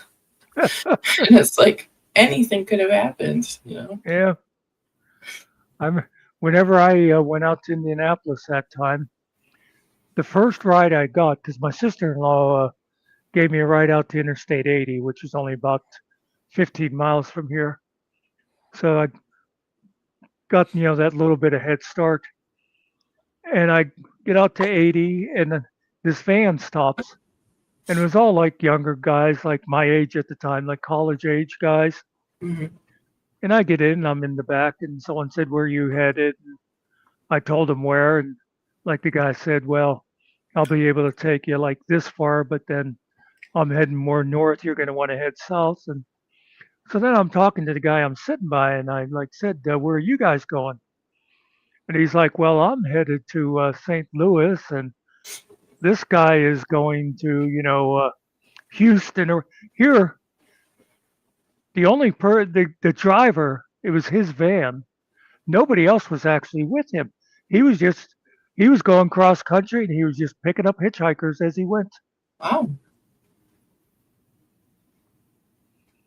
So I always thought that was kind of cool. And again, you wouldn't see anything like that now. Yeah. I do remember one guy I got a ride with, and I was I was like physically imposing when I was younger. Mhm. I wasn't nearly as dangerous as I looked, but that's okay. It worked for me. But anyway, this one guy picked me up, and he was probably around 30 or so. And I always remember him going like, "Yeah, I was never sure about like picking up a hitchhiker and that." And he says, "But I carry this club that I have over here by my seat, and I this." And it's like he was letting me know, if you try anything, Yeah. And I'm like, "Man, all I want is a ride as far as possible." I'll give you one other story from that hitchhiking trip. I'd never been to a White Castle in my life. Okay. And so I was in, I think, Ohio. And the one guy that he asked me if I'd eaten anything. And I said, "No." He said, "Well, I'll tell you, I'll drop you off right by the White Castle down there, and you can get something." He said, "Then that's only a block away from whatever the highway was." He said, "You can just walk down to the highway then to keep on heading south." And so I go, like I said, I'd never been in White Castle in my life. And I look, and it's like cheeseburger, 25 cents or whatever. And I'm Yeah. like, wow.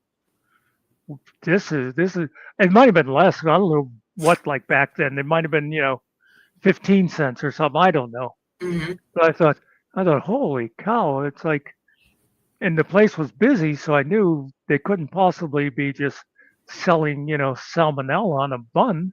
It must be good. So I said to the guy, I was like, yeah, I'll have a cheeseburger and Pepsi. And the guy goes, you want just one? And I was like, yeah, fuck you. What do you mean? Do I want just one? What are you gonna make a fat joke or something? What the, yeah. That's, and I was like, yeah. And so then I get this burger, and, it's this little wee tiny thing. And I was like, It's a 3-inch. oh, yeah. Yeah. Yeah. See, in the South, they're called crystals. Oh, okay. Uh,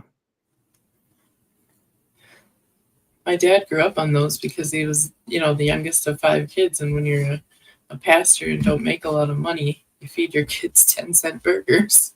Hey, Muckster, you're talking about hitchhiking. Did you go to Woodstock? go where? I didn't hear the last word. Did you go to Woodstock? No, I was 12 years old for Woodstock. Oh, okay. I just thought it'd been cool if you did. Yeah, I've often thought about that. I thought, I kind of wish I'd have been able to convince my parents that it'd be okay if I went with my older brothers, Yeah. But I don't know if they'd even allowed that. But I'll tell you what, though, there was, I believe, like the official count was like 100,000 people at Woodstock, and I have met around 350,000 of them Oh, wow. because it was just like one of those things, like when I was in college and stuff, you'd meet all these people that like, yeah, I was at Woodstock. It's almost like a stolen valor thing for people of that generation. Yeah. It's like, no, you couldn't all have been at Woodstock. First of all, you're the same age as me. So who the hell let you go to Woodstock? And secondly, no, you just weren't. No, I do. I know one guy, personally, who definitely I know he actually went because he was my best friend's cousin, but he was probably close to 10 years older than us. So he's the only person I think that I've met that I know he definitely was at Woodstock. And the thing was, he he had a job. He went with people he worked with. They didn't get to see Jimi Hendrix because they had to get back home because Hendrix was like what 1 o'clock in the morning or something. Oh, yeah. Sunday night. Yeah.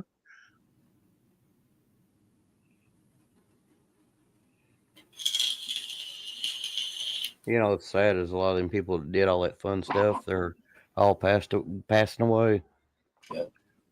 That, and I often think when you'll see an old picture like Woodstock. I always remember from the album the picture of a bunch of people skinny dipping in the one pond there and stuff. But you see like this gorgeous 19-year-old girl walking around topless or whatever, and I always just imagine some kid now like watching the documentary or something and going, "Wait a minute, Grandma, was that you?" Yeah. And now it's going to be even worse with the internet for people. Yeah. Imagine what in 30 years people are going to find on the computer their mom's OnlyFans and all kinds of stuff. Yeah.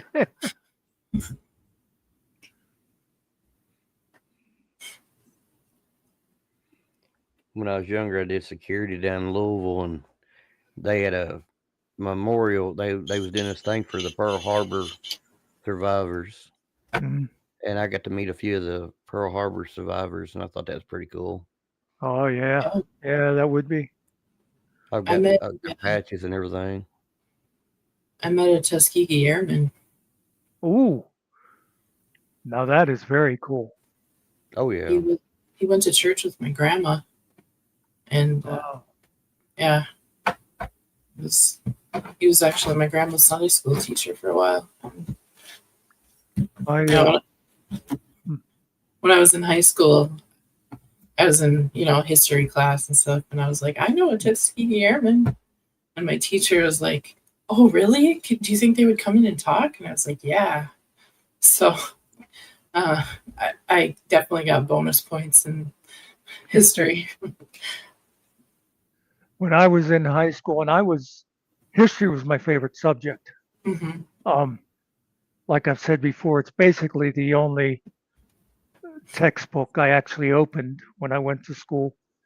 I always liked the history and government and all that kind of stuff. But anyway, when I was in high school, I wouldn't even known who the Tuskegee Airmen were. Oh, yeah, because history books were a lot different back then. Yeah, but for us, like Black history was, you heard about like, of course, like Frederick Douglass, and Harriet Tubman and stuff. But Yeah, that's like that movie that came.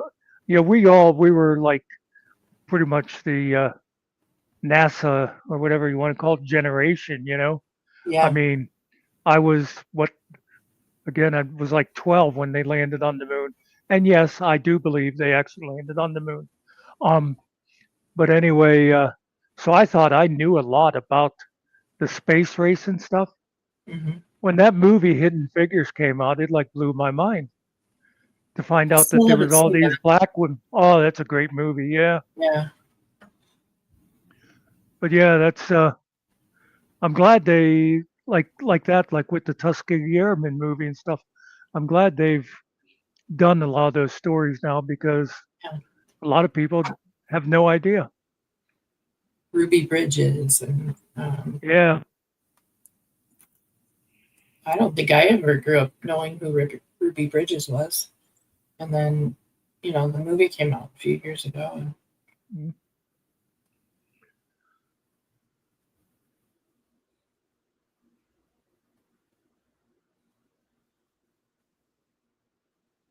mm.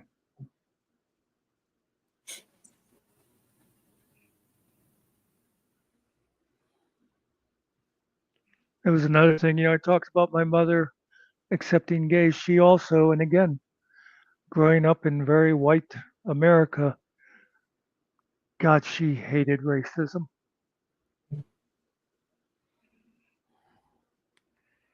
When I grew up down in Georgia, and my best friend, he was black, and every morning he'd get out there and run. He was a football player down there at the high school.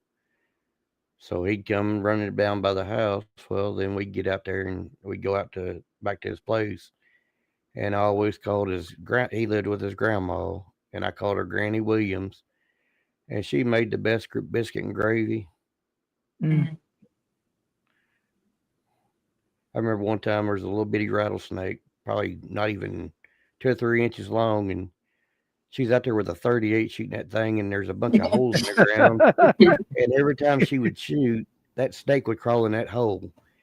And she'd shoot back in that hole, and it'd crawl in another hole, and it just kept doing that. And she's out there like Elmer Fudd. Yeah, that's hilarious. Something I've said. Now, I've never been like a world traveler or anything. I've been around the country and stuff, but I've met a lot of people of different ethnicities, and it gets to be where you realize it doesn't really matter if people are black, Italian, Irish, whatever. There are certain things that just are true. That you walk into that house and the first thing off, grandma's going to want to feed you. Yeah. And just different things like that are just kind of universal with all people. Yeah. Oh yeah. My grandpa was born in India. That's wild. he was a child of missionaries in India. So Mm. we grew up with a lot of Indian culture stuff, our food and things like that. My aunt lived there for years and years, my great aunt, and she'd come home and make Indian food for the rest of the family, and they couldn't handle it.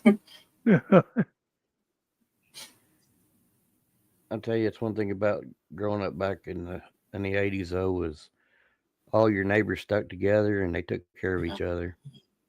For sure. Hey, I remember not only that, but also any mother could discipline any child. You know, Yep. like now people are like, "How dare you raise your voice to my child?" Back then, it was like you didn't have to worry about like your own parents, but you better not do anything wrong about around Joe's parents or whoever. They may not have smacked you, but they would put you in a timeout or anything, Right. Or at least in my case, I don't know. But Yeah, my parents didn't hit. I always, when people say about, oh, we learned respect that because of the belt and stuff, it's like I no, respected my parents and they didn't have to beat it into me, but I we had a my wooden my spoon. my mother used to always like sort of threaten with hers, but she never actually used it. Oh, She would like hold that spoon up, but I mean she would swat us when we were real little, yeah.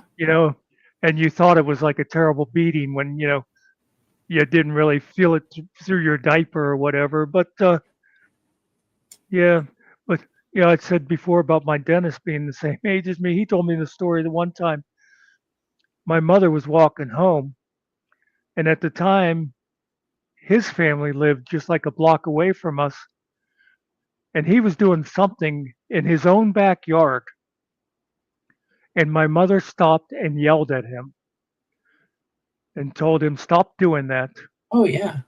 and go in the house and tell your mother what you were doing. It's Mhm. like, okay, And now if you do that, they call you a Karen. yeah. Yeah, see, Dad was a truck driver, and we was bad during the week while he's gone. We'd always hear that truck roll up, and Mom would tell us to tell him what we did all week, and Oh, you knew to yeah. run when you heard that truck coming in. Yeah. Wait till your father gets home. Exactly. My dad wouldn't get home till really late at night sometimes.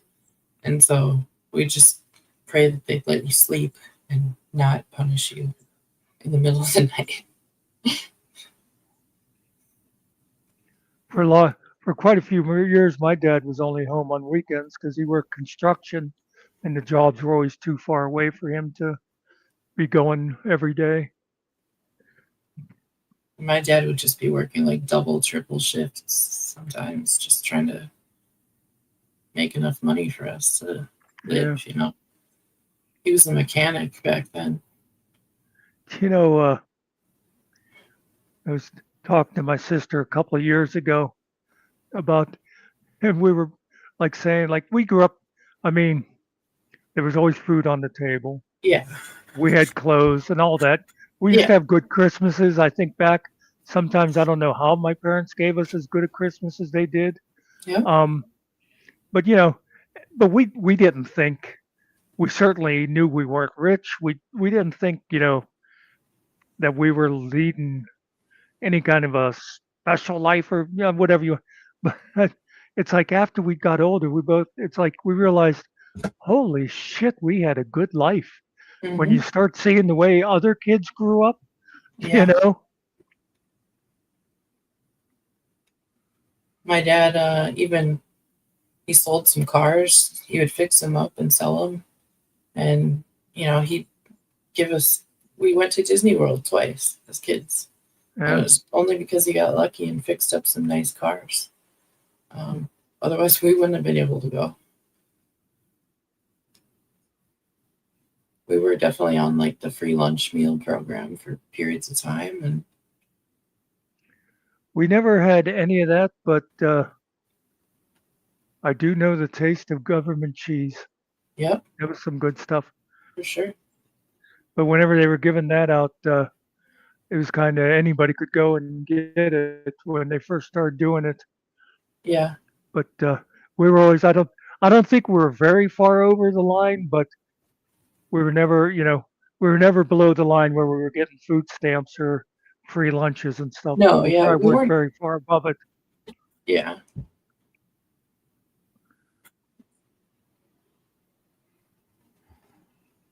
And it wasn't like nowadays neither. Kids get money handed to them. You'd stand out in the tobacco stripping room and strip tobacco or pick Yeah. up some hay bales and stuff like that to make your allowance. Yep. We had lemonade stands and I people had used to mow paper lawn. routes and yeah. Yep, I had paper route. I hated it. I inherited it from my older brother. Actually, I inherited it from my oldest brother. I don't know how it ever skipped the next oldest one, but I got it. But I used to mow lawns all summer and stuff. We used to babysit and I'd make things and sell them, and I guess I still do that, but like as a kid I remember making things. Yeah. I remember I picked I peanuts one year. do what? I remember one year I picked peanuts. Oh, peanuts. Yeah. Up here, it was really common for farmers to hire kids to de-silk the corn, like in their cornfields. And they, pay by the pound at the end of whatever the kid did. Well.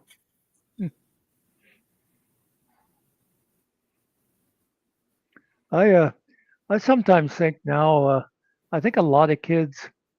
I feel like they don't appreciate Christmas Mm-hmm. the way I used to because their parents are just giving them stuff all the time.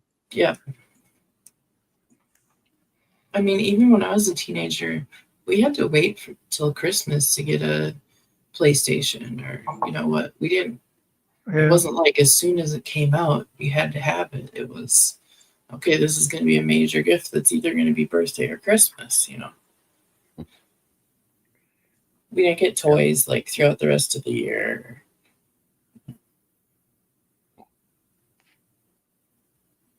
Yeah, if you wanted something, you got out and earned that money. Mm-hmm.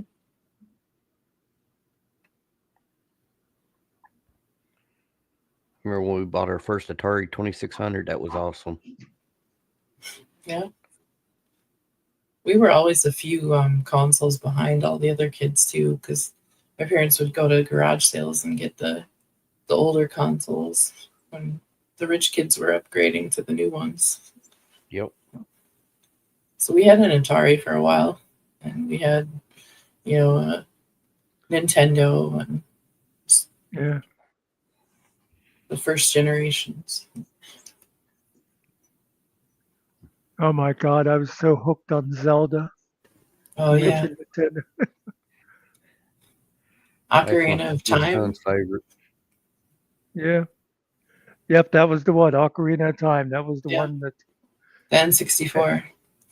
And I used to. I mean, I was an adult at the time, not like you people. And I'd call my nephew up, and he'd be like, "Yeah, what is it now?" And I'd say, "So I'm in this room that's got these 4 pillars." And he'd be like, "You got to go over to the right side, and then you'll see where the key is." Yeah. You couldn't just look it up online, the solutions for it. Yeah. Really. We used to have to go to Barnes and Noble and go look at the game guide if we couldn't figure something out. And we wouldn't buy the game guide. We would just go there, and our parents would take us there, and we'd sit in chairs and read all kinds of books forever.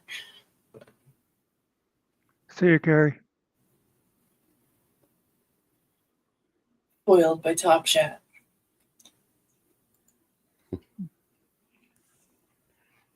See, this is fun. We're just sitting here bullshitting. This is actually fun. Yeah. We're getting along. Sometimes when you talk about nothing, it's easier. Back in our early days of the channel, That's what we always did. We just hung around and talked. There was no, you know, fighting with other channels or all Yeah. that kind of crap. And it's just nice to be able to just hang out. And we we're always good for getting into discussions about old songs and stuff like that. Hmm.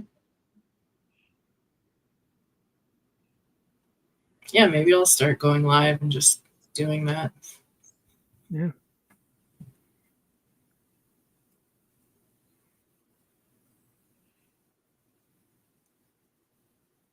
I was trying to figure out if I could get a camera set up so that I could like have it pointing down at me making jewelry, and I could just talk and people could watch me make stuff. Yeah, But that'd be good.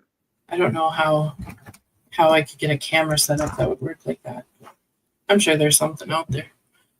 Well, if you get one like I have, I think mine it was like $25 or something. It sits on the top of my monitor. You could easily get something like that that would just clip onto something else that you have there. Oh yeah.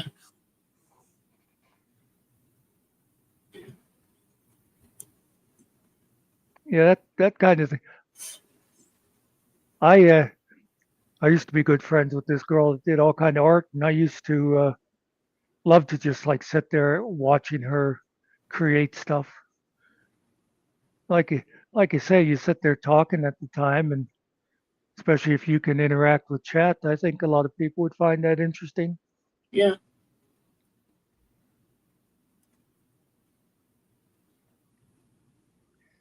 There's That's the thing is, I think there's like an audience for everything. Hmm. You know, not everybody is going to have like 200,000 subscribers, but like I say, back in our earlier days before we started getting involved with drama stuff, well, getting dragged into it by Izzy, basically. We were never huge, but we could pretty much count on like always having around 20 people or so. And that's what we just got together and talked. And Yeah. what more do you need? That's what it like used to be like when you didn't talk to people every day, and you'd call them up on the phone and you just have all kinds of topics to talk about. It's about like working in a garage before the internet. Everybody meet up there and sit there and talk Yeah. for a little while, and at the end of it, go home. I remember I used to hang out up at Dick's Golf. You'd be hanging in there talking stuff, and you'd go get well, he had a machine for soda, or you might get a chocolate milk out of he had a refrigerator there, and you'd go and grab a chocolate milk, and you'd leave the 50 cents or whatever on his cash register, and but yeah, it was just one of the hangouts for guys. Yeah. I know you girls had your sewing circles and quilting clubs, I mean, I was a little bit different than a lot of girls my age. I didn't really get along with girls, but I wasn't a very girly girl. I was always in the garage helping my dad, or I became a mechanic for a while, and so I didn't really hang out with those kinds of things. Yeah, I actually know a lot of girls like that. Yeah. I actually, and obviously, I mean, people, if you're listening to the story earlier, I'm not in any way coming on to Angel Gamer, but I love chicks that can do like mechanical work and stuff like that. I've never been one of those guys that feels like I'm being emasculated Yeah. if I'm with a woman. I mean, because I'm like the worst guy in the world for doing, carpentry or mechanical work or anything like that. My father could do pretty much everything. Yeah. My brothers were both good at that stuff. Me, like I say, I was the guy, like my father would say, he cut the board 3 times and it's still too short, you know? I taught my brother how to do an oil change. Yeah. Mm. The funny He thing never is when wanted to be out there, but I was always glued to my dad. I'd be 5 years old helping him bleed brakes on cars and stuff. wow. Yeah, I could never. When my little sister first started driving, and I would take her out and that, but before I let her drive my car, I made her. She had to learn how to check the tire pressure, check the oil, put the gas in herself, and meanwhile, the whole time I'm doing this, I'm thinking, yeah, I didn't know how to do any of this shit. Well, Mrs. Metcalf, she used to be a mechanic too, and she was a truck driver. So Oh yeah. yeah. So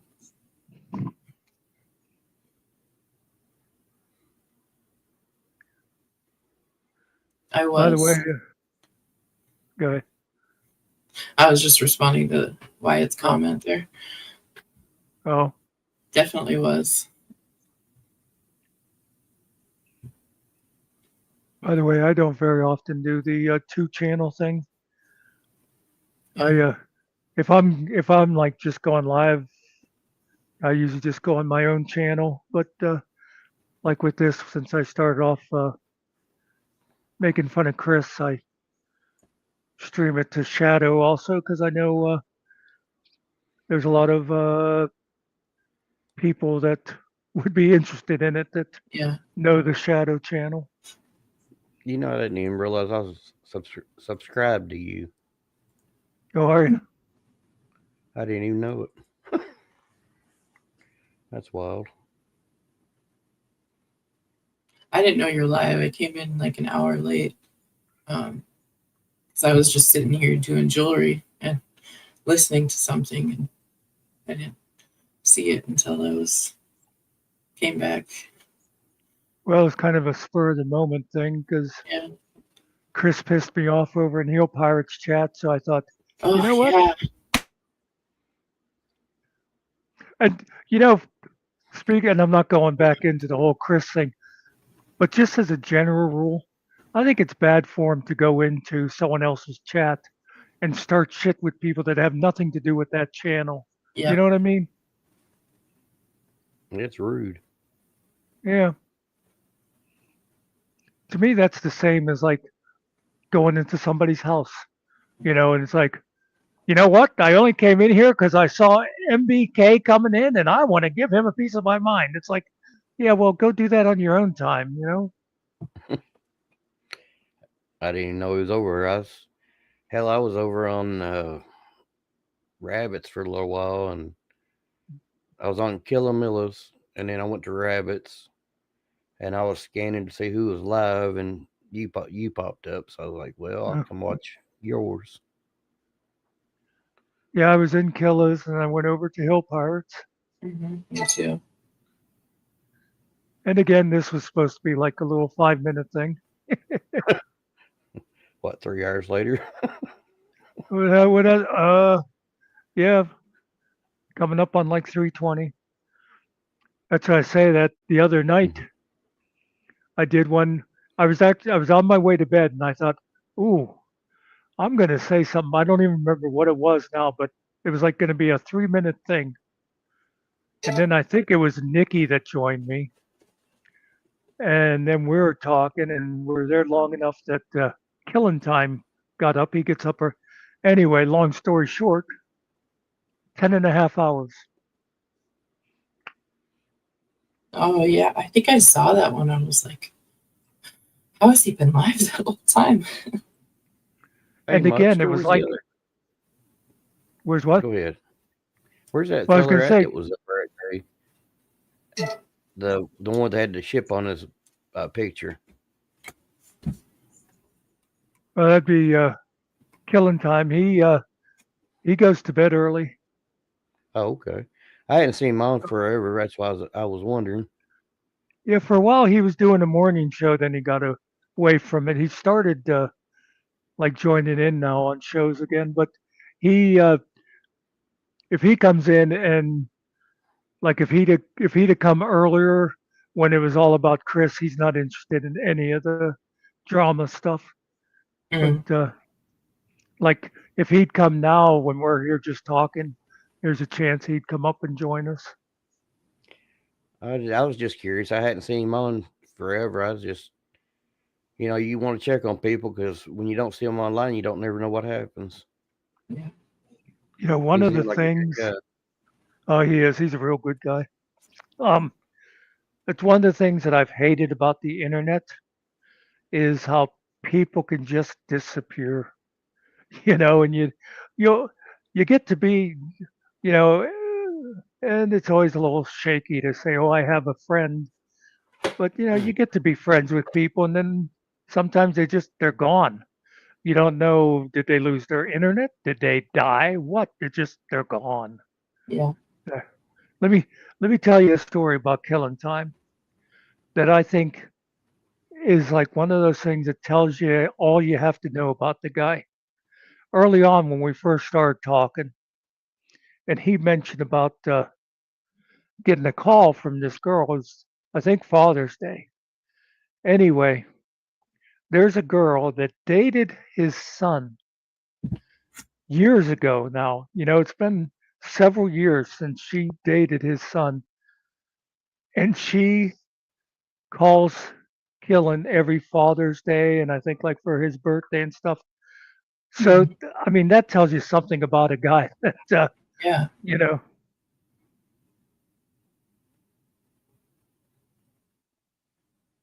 I didn't mean to derail. I was curious. Oh, Uh, I mean, we're just bullshitting. You can't derail a conversation like this. I just sent you a picture of what I made tonight. Yeah, I just saw. Yeah, I like that.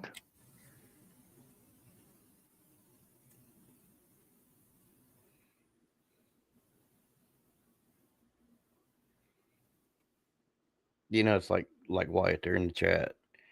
Me and him said stuff back and forth. I don't hate Wyatt as a person. We just all disagree, but we still need to get along, even though we disagree. Well, you know what is funny?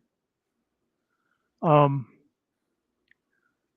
my first introduction, I think, to YouTube drama was from meeting Finkel, and he was all about Wrangler. I like got to learn who Wrangler was and all that. And it was like at the time, you talk about the tribalism and stuff. It was like all those Wrangler people were just there was something wrong with any of those Wrangler people, basically. Meanwhile, now Wyatt comes around a lot. He was a Wrangler. Mr. Carey is one of these. It's almost like he's a channel member if we had memberships, and he was a Wrangler person. It's like um I've gotten to be friends with Vestige of Peace, and she was one of those people. It's like so you can't lump people together, basically. Well, see, that's everybody kept saying I was a strictly Wrangler person. I'd go in Stone Vets. I'd go on different ones. I didn't care, If somebody Yeah. had a good topic, I'd go in there and listen to them. Yeah. I mean, that's the whole point of YouTube is going wherever a good topic is. Well, and the same thing too. Like I had never heard of Wrangler, but I went into his chat one time, and immediately got branded as a shiz person and banned. I was like, no, I'm my own person. And then somebody who saw me in Wrangler's chat, I forget who it was, they were immediately messaging in one of the discords like, oh, you can't trust Angel Gamer. She was in Wrangler's chat. I was like, well, did you even read what I wrote? Because no.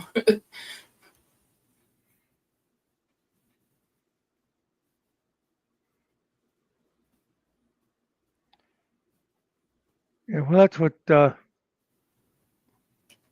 like we're talking before about, again, you know, Chris and Todd, mortal enemies.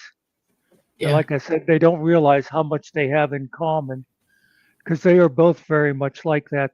Oh, you hang out over there, then obviously, like with Chris, obviously you support people stalking my children or whatever. And it's like, Yeah. first of all, I'm not sure how much of the stalking stuff I buy, but also just Yeah. because I was in that person's chat. And I remember when I first met Todd when he came on our panel, and he knew that me and Finkel went into Stone Vets. And he kept saying to me, well, you people this, you people, you people. And it's like he Yeah. lumped me in with everything that the Stone Vets said, even though I'd never been up on panel. I was only Yeah. ever in chat. It's like, yeah, it's just exactly what you were saying about people saying like that about, oh, well, we've seen her over there. You can't trust anything. Here's a spy. She's a spy. Yep. It's like, And how you're not many all that times did I important. get banned from Todd's chat because I was a hill pirate person, like I tried to like Jeff, and I talked to him and Scotto backstage after I was up on his panel at night, and Yeah. I worry about Jeff. I mean, I don't know him as a person, but it just seems like he's got a few issues going on, and I worry about him. Well, he admits to having issues, so yeah, that's Oh, okay. that's one of his good points is he's self-aware. yeah, Yeah, see, I haven't watched him. I haven't watched him since he was. Oh hell, what channel was that? He had it on some name. Yeah, the F3 one. Yeah, the No, way before that one, oh, or after. oh, No, maybe it was after that. well, I know he had his own channel before he joined Stone Vet. I didn't know him then, but and then he was But with Stone Vet, and then they turned that into F3, and then him and Ned went their own way. They left Stone Vet completely. mhm. yeah, I can't even Him, remember what the channel Ned, and was. Scotto all did. Yeah, They were running Stone Vet's channel for a while because he disappeared.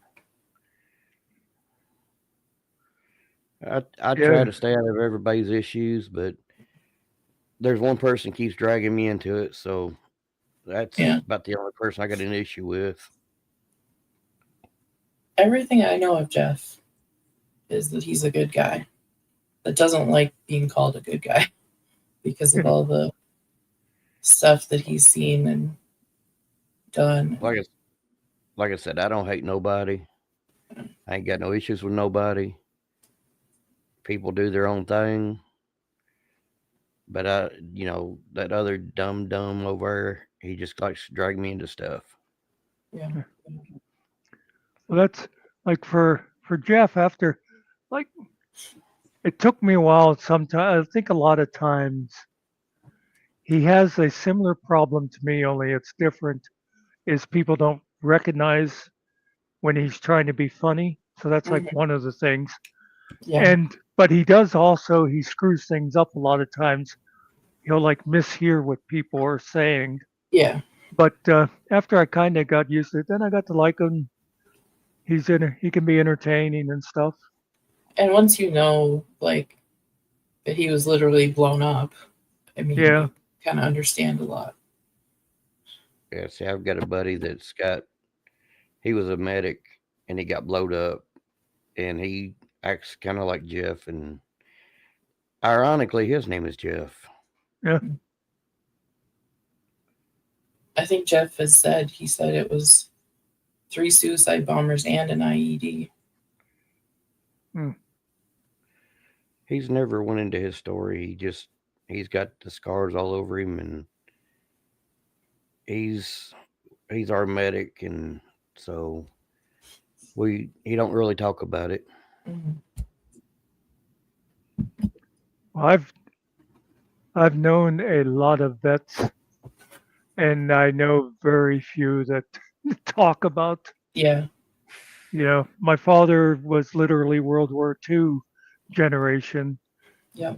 and of course that was a big generation. Pretty much everybody of a certain age almost was in that war, Yeah. and so I knew a lot of those people. And then I'm kind of the Vietnam generation. I was just a couple years too young to go into that myself, so I knew a lot of guys with Nam and stuff. And like I said, known a lot of vets, very few that'll talk about anything. Yeah. Yeah. See, Dad was a Vietnam vet, and I didn't find out anything about him until after he passed away. Yeah. I didn't even know he was in Vietnam until he passed away because he never talked about it. Wow. Well, that is really something there, not able to know. Yeah, I thought of a story earlier when you said about, I think, wasn't it you said you met a guy that was at Pearl Harbor? Yes, I got the patches and the No, pins that's and right. stuff, other units. My uncle, my mother's one brother, he was in the Marines when World War II broke out, and he was on Wake Island, which is basically the next place the Japanese visited after Pearl Harbor. Yeah. And it was this little island, and they were still like building their runway for the planes. It's like they they didn't even have sights on their artillery. They had a sight, like looking down a rifle.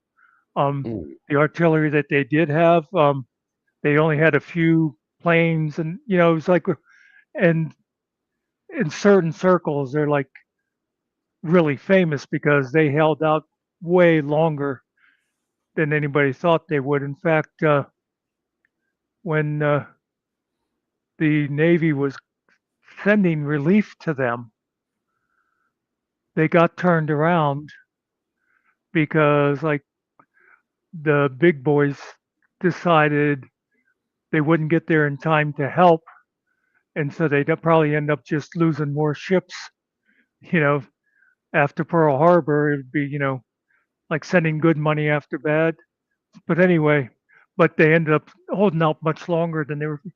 But then my uncle spent the entire war in Japanese prison camps. But anyway, the actual story I wanted to mention, I was reading an article a few years ago. It was like for the like 50th anniversary or something of the end of World War II, or it might have been 40th or whatever. But anyway, this one guy who had been on Wake Island, and he went to the Pentagon. They were like getting stories, and he wore his old jacket with his sergeant stripes still on them. And they were on a break, and he went looking for coffee. And then there's a little lounge there. He walks in, he sees a coffee pot, and he goes to get coffee. And there was some officers sitting at a table, and it's like, and it was in the Marine section of the Pentagon. And there was like, a major, a couple of captains, a lieutenant, whatever. And one of them sees this guy coming in there with the sergeant stripes, and this was obviously officer territory. And one of them said to the guy, uh, "Are you lost? Are you should you be here?" And the guy said, "Well, I was just down the hall there. I came looking for a cup of coffee. We're down there. They're getting our stories from being on Wake Island." And when he said Wake Island, all those officers came to their feet and saluted him. That was like, because that's like in the Marines, that's like one of those places that they all know the story of Wake Island. Anyway, as I was, That's awesome.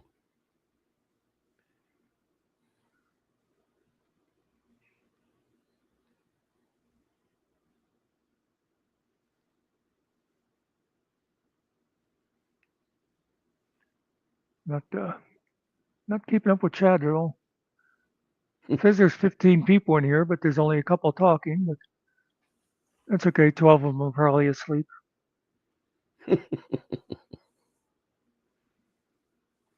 I one time way back when I was on the Summers panel,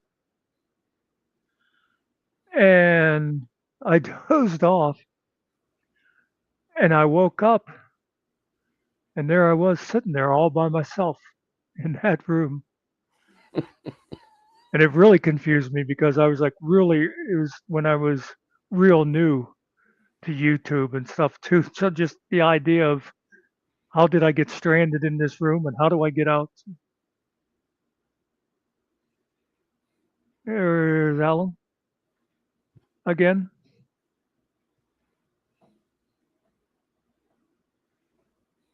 Alan is one of my socks, in case people don't know. Okay. He's been accused of it.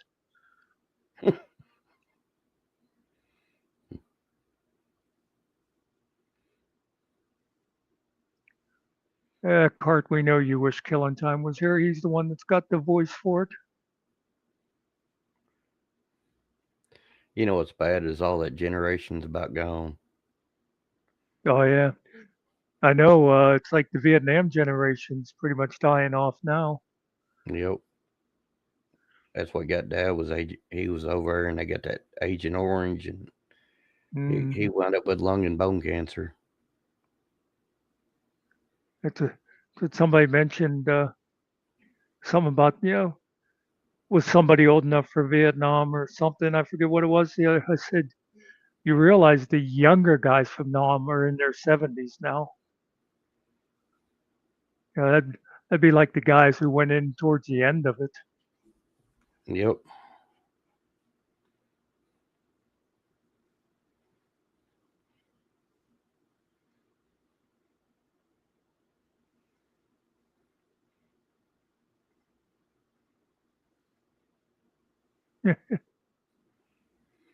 Well, Dad would have been 83. Yeah.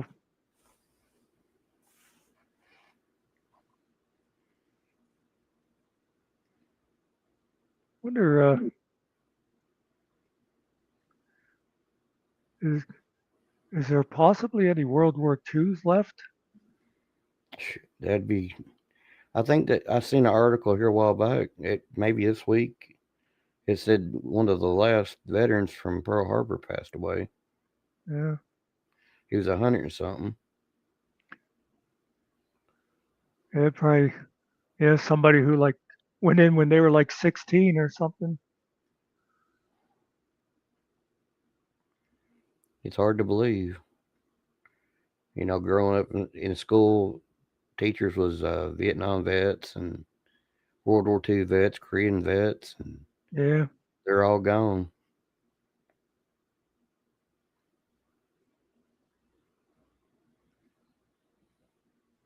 Yeah, it's like when I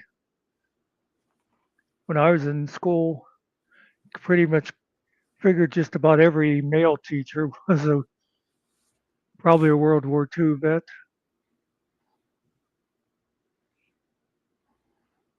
Hell, maybe World War One. My father's father was in World War One. Oh wow. I just found out like 2 years ago. I got some paperwork and it was his citation. He got the Silver Star in World War One as a sergeant, and he retired years later as a colonel. And so I thought, well, that really says something that he started off as a private and went the whole way up through the ranks. I said granddad was a tech sergeant in World War II.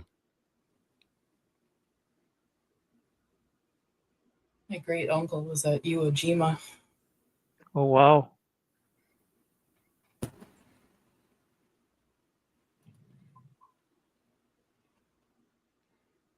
Yeah, It's all. those were some nasty fights.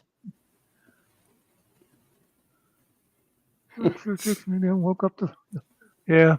Al Finkel was here for a little while actually. Yeah.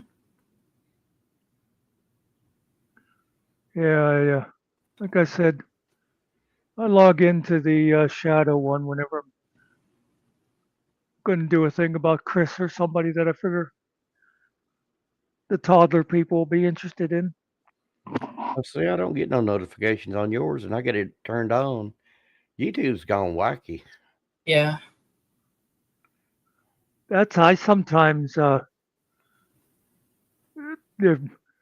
with Hill Pirates, I won't see it until like he's on for like a half hour or something, and I'm subscribed and all that.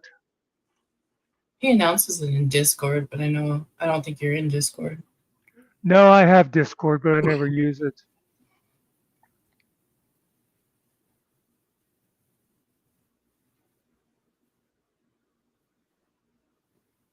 Oh, okay. Wow. It's a lot. Yeah, it's more than I would have thought. Well, it's for 107. Yeah.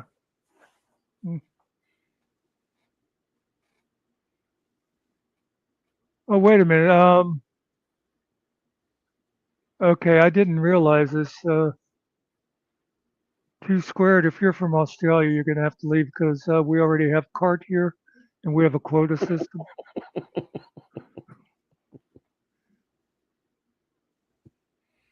The Kiwis here too, right? They're from New Zealand. Yeah. I guess some that's two reason. separate. Well, yeah, it is. Except for some reason, Kiwi started off in Australia. I mean, and to me, that's like somebody who lived in Tennessee and decides to move to Alabama. It's like you're heading down. It's like you're already in Australia.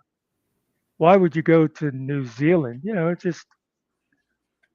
It's kind of like the opposite of being a social climber.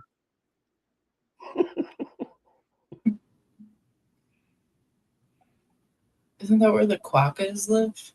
New Zealand? They're like the cutest little animals. I don't know. Would you say the koalas? No, quokkas. Oh, quokkas? That's what it sounded like, and I thought I heard it wrong. I have no idea. I think it's Quokka. Yeah. I did just learn that they get penguins there. Yep. South America does too. I was surprised to hear Australia gets snow. Yeah.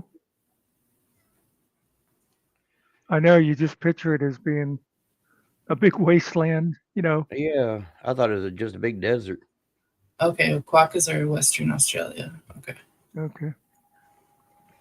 Well, one of the interesting things about Australia, and I forget the exact figures and stuff, but it's like 80% of the population lives West Coast or East Coast. It's like then all of that huge land in between is very sparsely. It's desert.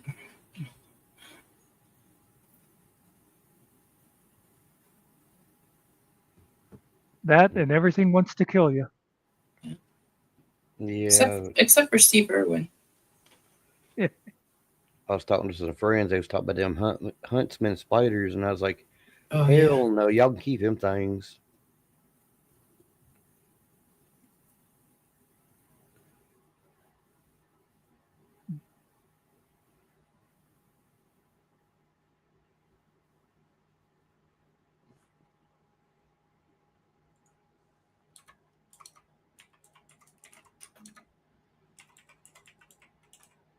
I wish I had what Jeff has. I wonder if it's an OBS thing where it automatically shows all the chats.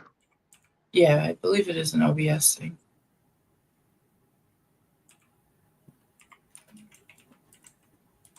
But you can always turn the chat on the screen too, I think, right? Oh In yeah, I StreamYards? forget. Yeah, I forget about that. Yeah. They made it now too, where you can make it a little bigger, easier to read. Mhm. Well, that's wild. Yeah.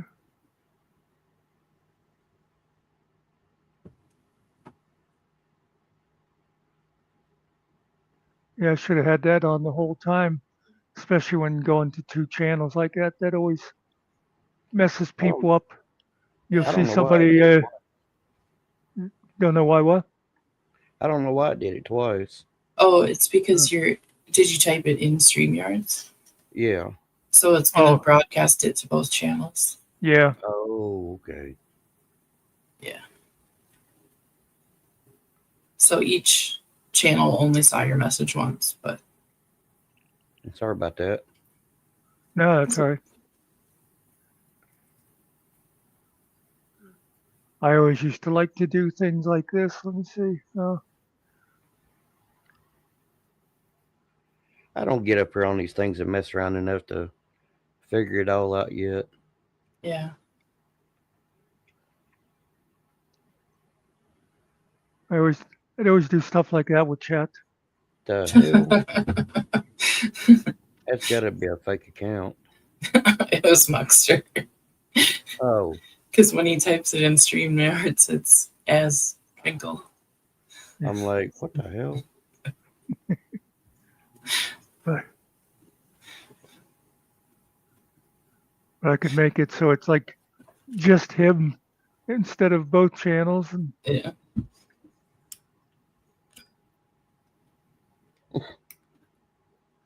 hey, Logan. Hey, Logan. Maybe you should post the link again. Maybe Logan or somebody wants to come up. I saw that earlier and then I forgot actually. And again, I'm only going to be here for like 5 minutes. Yeah. It ain't daylight yet. Yeah. Well, I am often up at dawn, but it's because I haven't gone to bed yet. I can Yeah. relate to that. Me too. I've been an insomniac since I was a kid. My ADHD and everything. I wasn't an insomniac, but I was always a late night person.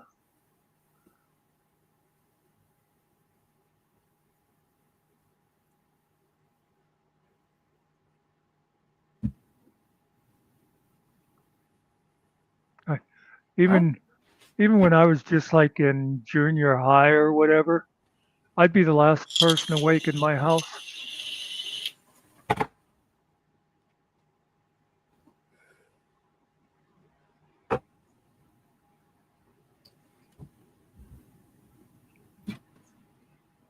I drove a truck for years and I got used to being up at night driving, so I ain't drove since 2007, but it's still stuck in me.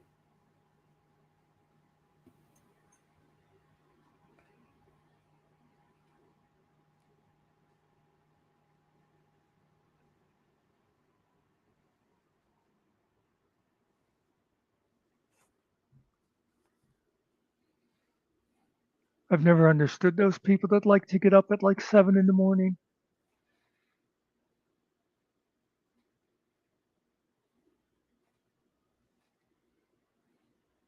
Yeah, it was just Chris being Chris, and when I called him out, he I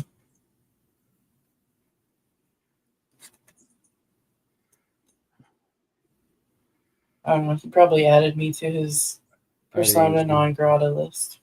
I didn't even see what he was talking about. What's I don't Diaz know, talking about? something about Jeff, and then Oh, he's complaining that we didn't answer him or something, I guess. I honestly didn't see it. I don't know if he's having a struggle session. I'm just saying, I worry about people,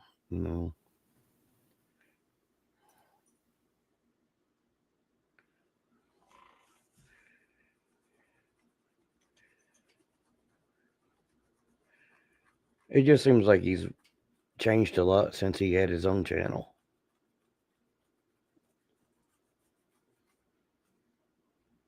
Well, I think too it's with G2's work schedule right now and stuff, he hasn't been able to have people up there with him.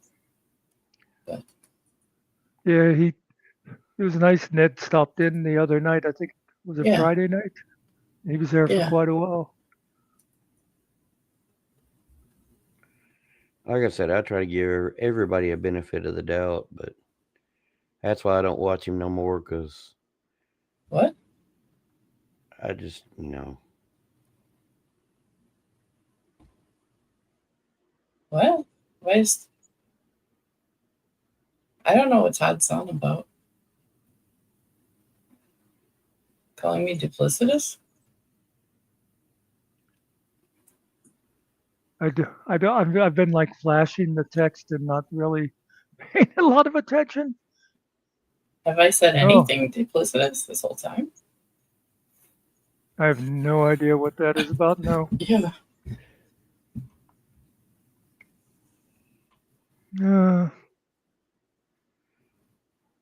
Actually, you were saying nice things about Todd before. Yeah. Oh.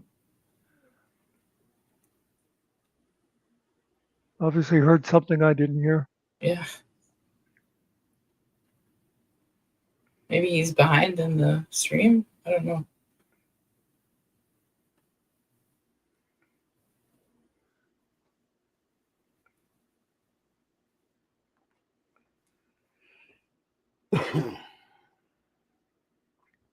Hell, I'm just up here enjoying company.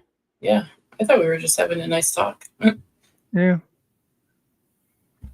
I know we've just been talking general crap for the last however long. I like it. Just randomly.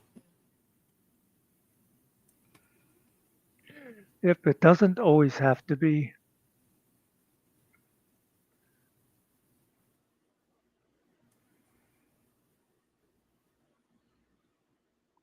Finkel keeps swearing off drama. And then the next day he'll post something again. Well, I mean, the source, it's hard to keep it away when you're being drug into it. Yeah. Yeah. Well, that's like me. I don't really want to get into it, a lot of that stuff, but then when you see Chris talking a bunch of shit, I just feel like I have to say something. But you could be like me, don't say nothing about him or to him for Yeah. I think it was 5.5 months, and every video still had my name in it. We'll see you 2 Squared. Thanks for stopping in.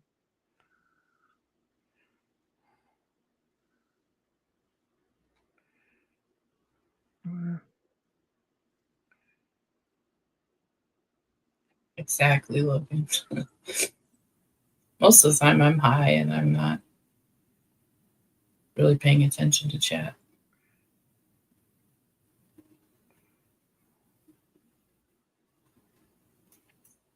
I mean, I never thought I'd be up here talking to Muckster, and you know, but here I am and enjoying the hell out of it. Yeah. Yeah. The pleasure is all yours. Well, screw you too.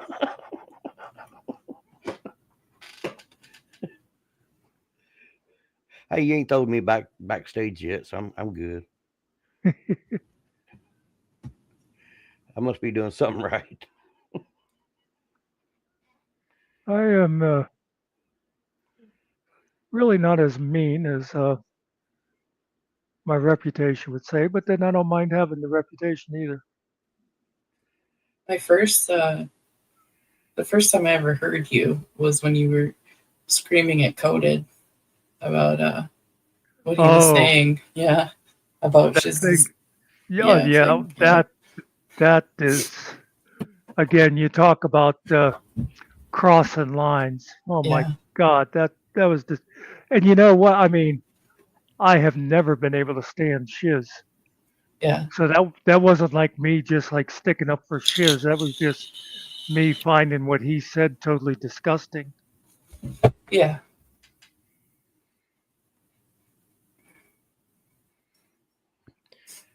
But Ugh. like I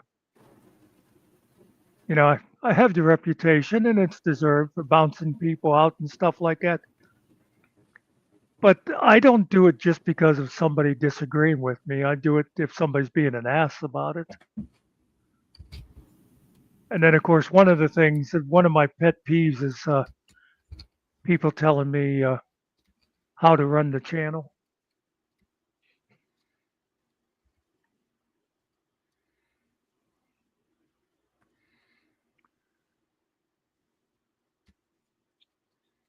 It's like Killen was saying earlier that he has people try and tell him what he should and shouldn't be doing. Not Killen, Killa. Yeah.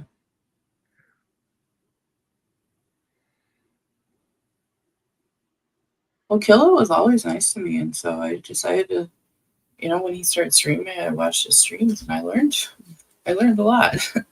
So Well, it's like I said to him that the first I noticed him was seeing him like on Todd's channel, but mhm. somebody would say something about one of Todd's enemies, just put it there, or like me, and Killer would say, "Oh, actually, I don't think they meant it that way," or "I think Yeah, what he was trying." And I thought, okay, I like this guy. He tries to, he's not going to just go along with the pack, right. and that's the way I try to be. I don't know if you ever seen it, but a long time ago, I tried to get peace, and I told Ding Dong that if he'd apologize for making lies about me, I'd leave YouTube. And he told me he Yeah. didn't owe me no apology, and he's carried on ever since. Yeah.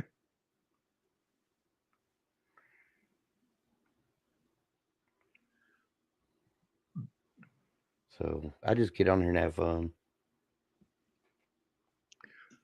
That's what I would much rather spend all my time like this, just sitting and talking to people. Yeah, and you get to learn so much.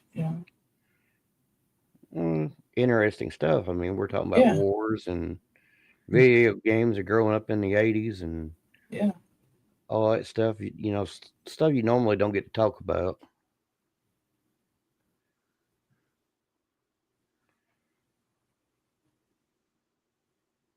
I still remember um, way back when we first started. Be sitting here a lot of times. It'd be like late at night when most of the people were gone, and I'd make some kind of a song reference, and somebody in chat would be, "Oh yeah, I always loved that song," and it just kind of surprised me because I thought, "Geez, I didn't think the rest of you people were old enough to know this stuff." Hmm. But we'd be sitting here talking about like '70s music and that.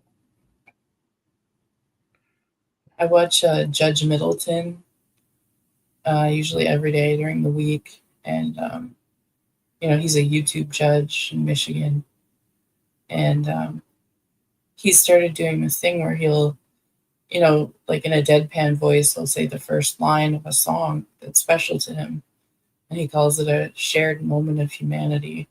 If you know what it is, that's fine. If you don't know what it is, you probably will look it up and figure out what song it is. And I'm surprised at how many of them I know because, he's 70, so we grew up with different musics and stuff. But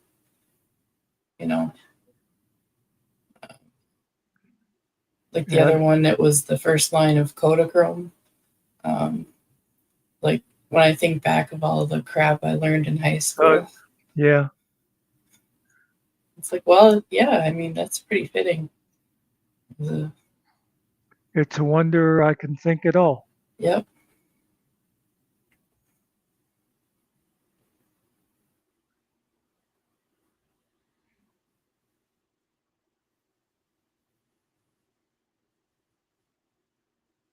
He's still on, Wyatt. He's still on like every day. He has one more year before he's forced into retirement. So, Well, just think we're the generation. We survived no seat belts, riding the back of trucks, yeah. and all the stuff that they say is bad now. Yeah. We survived being put to sleep on our stomachs.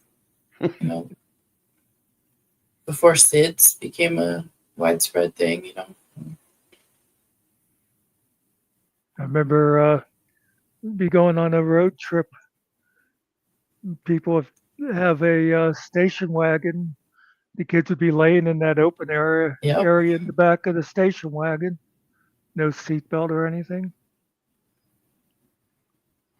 I think back of all the times when my dad would, you know, take our truck or car out onto a frozen lake in the wintertime and just, you know, whip shitties and drive in circles and stuff. And now it's like, oh no, you can't do that anymore. Well, it's like I remember the thing with pickup trucks. You'd sit up on the rail or whatever you call it, you know, the side up there until the rule was after you came off of the dirt road, you had to get down inside the bed. Yeah. Drive-in movie theaters where you pay per carload and everybody would pile into the back of the truck for the drive-in theater. Yeah. Lawn darts. Yes, Logan. Oh, yeah. I remember we used to sharpen them up. Death from above.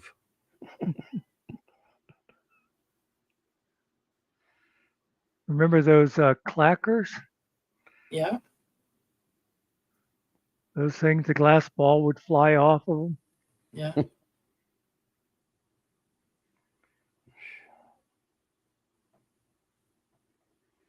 Oh, they used to be made of glass? Like when I was a kid, they were plastic.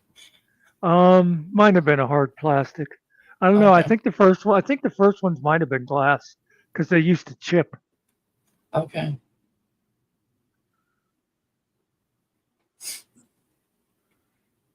Oh yeah, I can remember going to the drive-in with 2 or 3 people in the trunk of the car. Yeah. We still had one up until a couple of years ago. There's still one around here that opens in the summertime.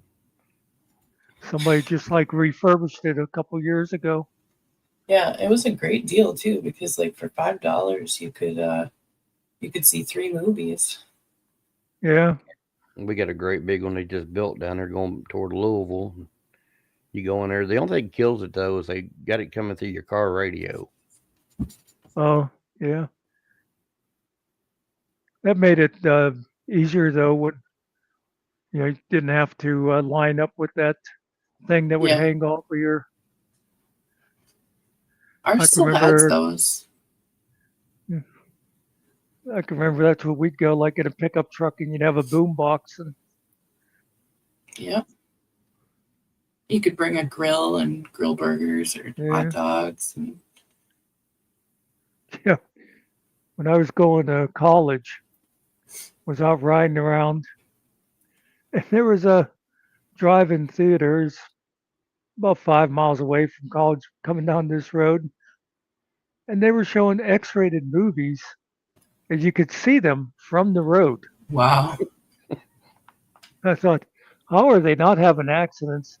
And how are like parents not having the place shut down? You could just picture these families driving by and some 8-year-old kid going, "Mommy, what is that guy doing to that lady?" Oh, remember the scrambled channels on TV too? Yeah, yeah.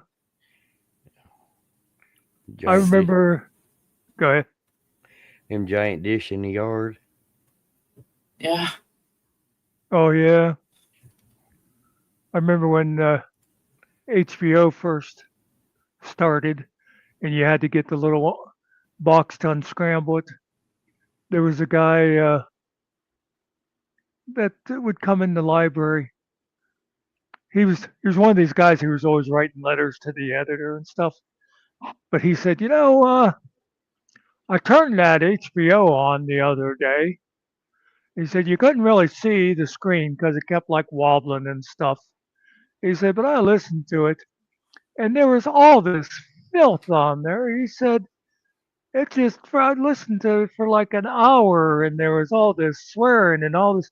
And I thought, you could have turned it off. It offended him, but he listened to it for an hour. Yeah. You're right, White. It was a different time. I think it was around 8:30.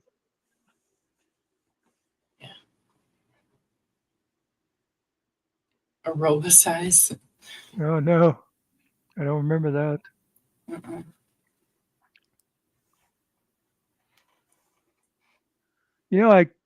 I always think of it at the wrong time. I've often meant to go and find the original HBO thing where the camera would come down the street of the house. Do you know what I mean? Uh-uh. It was like and I think it would be like coming down and go into the house. It'd be like HBO. But I always thought I'd like to find that and put that at the beginning of some of my videos. Yeah, we always lived out in the country, so we never had cable till probably I didn't watch cable TV till 1989. So we got it. I was in third grade when we moved down into town, and it was because it was still at the time. Most people around here, even if you were where you could get cable, still had antennas. But all you could get was NBC, CBS, and PBS. Whenever I went to college and people would talk about some shows they used to watch, and I thought, I do not remember this show, and I used to live for television. Then I realized because they were on ABC, and I never saw ABC until I was in like third or fourth grade. But yeah, that was like when we moved down and got cable TV, and all of a sudden you had like WOR from New York and all the Pittsburgh channels and all the networks. It was so cool. Had rabbit ears with some tinfoil on it and Yeah. adjust the back of the knob just to get the dang thing to come in. Oh yeah, the UHF, VHF, but knobs and the TV too. Yeah. Remember when you'd go to adjust the rabbit ears and you'd be going and you'd get it just right, and as soon as you go with the damn antenna, it would go fuzzy again. Yep. I remember as a kid, we only had the one TV in the living room, and I had $5 in my pocket, and I found an old little, probably 1960s TV at a garage sale, black and white, knobs, everything. And I was so proud that I had my own TV in my room. Oh, yeah. I could sneak away to watch Buffy the Vampire Slayer, which I wasn't allowed to watch. Mm. But it was all in black and white. I saw a thing on Facebook last week. It showed a kid, like an 8-year-old kid, standing next to a television and said, "Rare photo of a 1975 remote control." And that was true because I can remember being the remote control. Yeah. I was go over there and see what's on channel 6. Yeah. At my grandparents' house, if you were the youngest kid, you would be sitting next to the TV. Yeah. Yep. I remember going to grandma's house and she had 3 channels, and every Saturday it was Lawrence Welk. Yeah. Oh, yeah, I remember. I was just saying the other day about used to watch Hee Haw every week. Yep. And I never really liked country music, but for some reason watched Hee Haw all the time. Yeah, I remember you'd get those great big TVs that they were all cabinet. The TV was actually no better than the other TV of the same size. And you had the stereo with the radio, the 8-track, and the record player. The turntable, yep.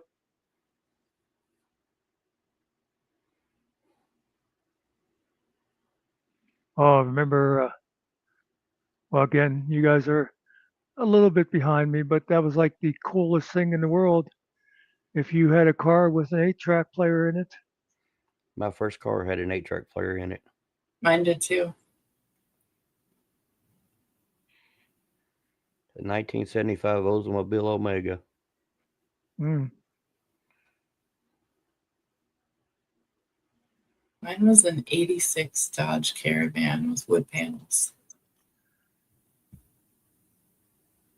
which is actually the year I was born. My grandparents gave it to me when I got my license. Mm. No AC, carbureted, hand crank the windows and everything. I had to pump the hell out of the accelerator to get it start. Yeah, I saw that, Logan. Wow. My first car was a 1964 Plymouth Belvedere that my father bought off my cousin for 150 bucks. It had a push button transmission. I loved that thing. Oh, wow. My favorite car though ever was my 1974 Buick Electra. Oh, I love Which Buicks. you wouldn't even be able to drive that thing today because if you went to the store now, it would take up 2 parking spaces. Yep. But My favorite car was my second car, which was a 1990 Buick LeSabre.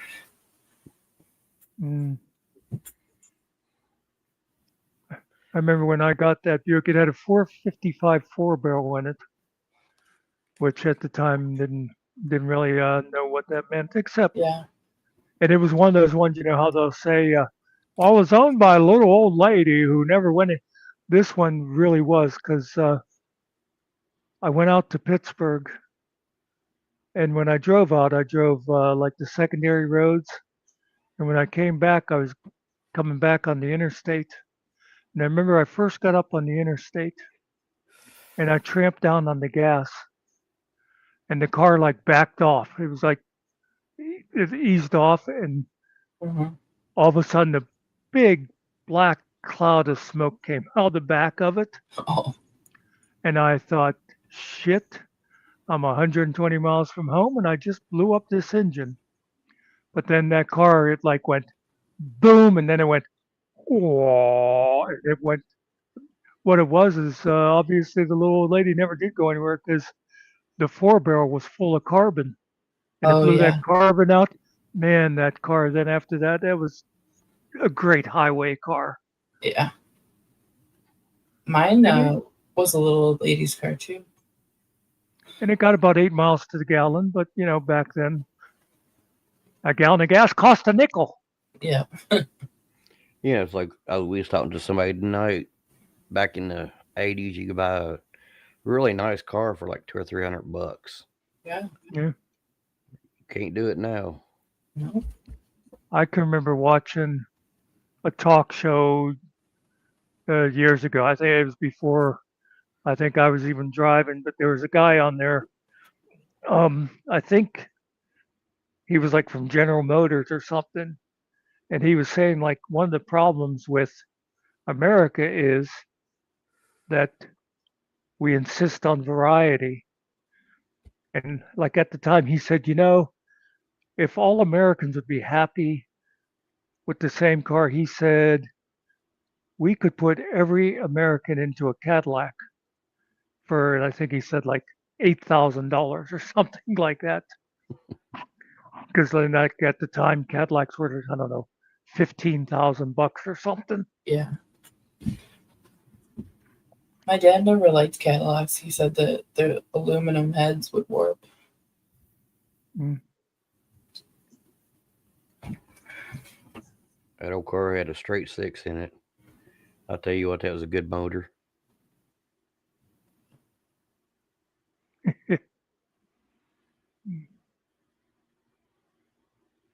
My Buick was owned by a little old lady, and when I got it, it was 2004, and it had 17,000 miles on it for a 1990, and I loved that car. It was the most comfortable car. You know, Yeah. with plush bench seats and everything. It would have gone for a long time too, I think, but I got rear-ended really bad when it was at like 93,000 miles. I survived because that thing was solid steel, but the car didn't.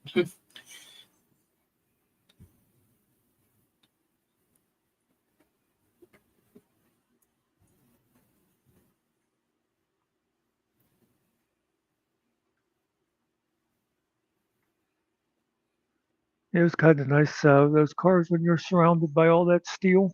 Yeah, Yeah, these new cars suck. yeah. Well, you know what I hate about new cars? And I was never like a huge car guy, but I still, it used to be you'd see a car and you knew what it was. Oh, Ford Mustang or whatever. Now it's kind of like all cars look alike. Yep. Yeah. Yeah. Unless you see one of those cyber trucks that just looks so stupid. Yeah.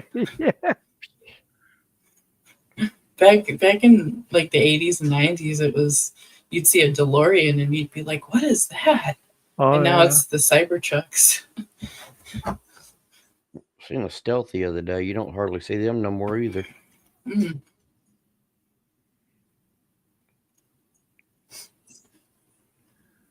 Cyber trucks are lousy vehicles for crooks because they're so easy to track because, like fenders are falling off of them all the time and stuff. You leave a trail behind you.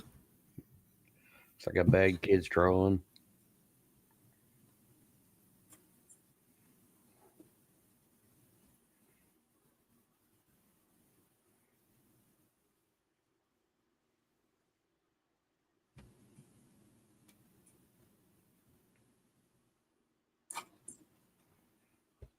Well, we had to rebuild carburetors in school as one of our projects. So, Really? yeah.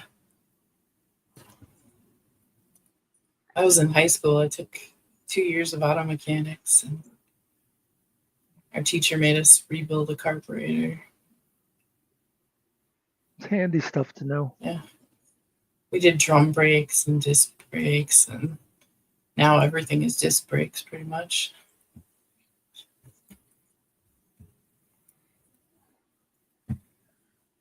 There was a time that even I learned how to do something special. Geez, I totally lost the word I wanted. But some like mechanical stuff, like even something that sounds like a big deal, but like replacing, a alternator or something. Yeah. Because all it was, bolts. You just Yeah. now just you need an engineering degree just to check the oil. Nah. You're still a dipstick. My dad had an Impala. What? I think it was like a 72. I think 73 Impala is the car in Supernatural too. Oh, TV show. No, that's a 67 Impala. Yeah. Okay.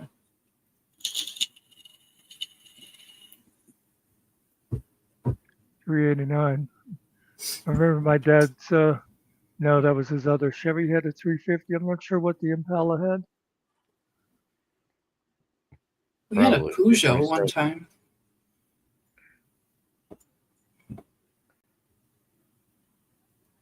Sorry, what were you saying?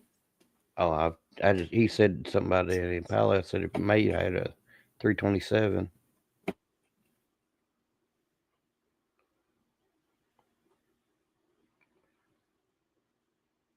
My dad would get cars in trades and, fixing them up and getting others back. And he ended up with a Peugeot one time. And he had to special order all the parts because it's a French car. I think that Impala was the only actual brand new car my father ever got. I'm not sure. I don't think we ever had a brand new car.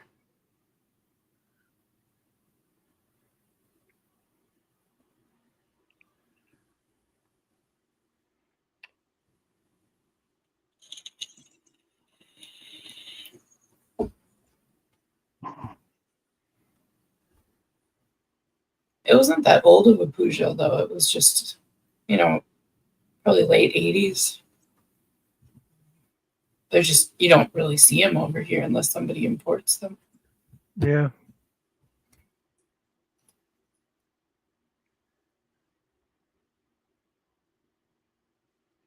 I think the only new car we ever had was a 1987 Escort, and I took my road test in. Nice. Damn bubble car. It Yeah. was almost as bad as a Pacer.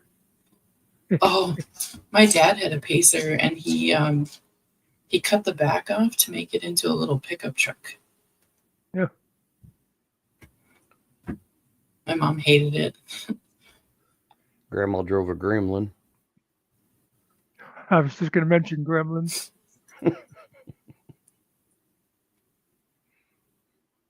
It was blue and had a white stripe down the side of it.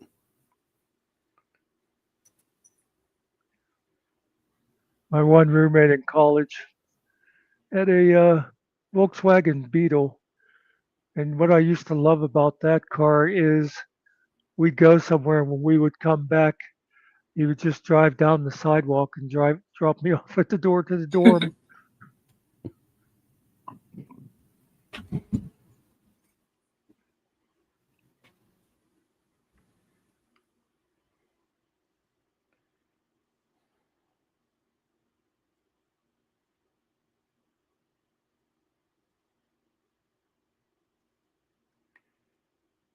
I'm starting to fade out a little bit, so I think I might hop off and head to bed. Yeah, if Muckster's going to end it, I'll jump off too. The way he can go on to bed if he needs to. It was fun though. I'm glad we did this. Yeah. I'm glad ended the night this way instead of just sticking with the bitching stuff. I enjoyed the hell out of it. Well, feel free to come back some other time you see me paneling. Appreciate that. Yeah. Which definitely. is something new. Which paneling is something that was really big in the 70s, and everybody hates it now.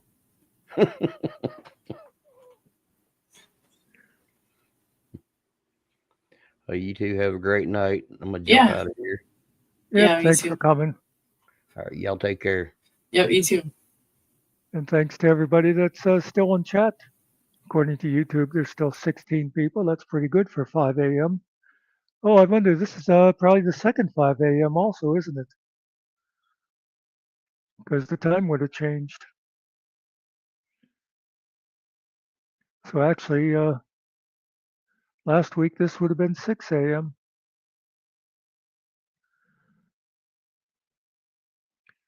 Anyway,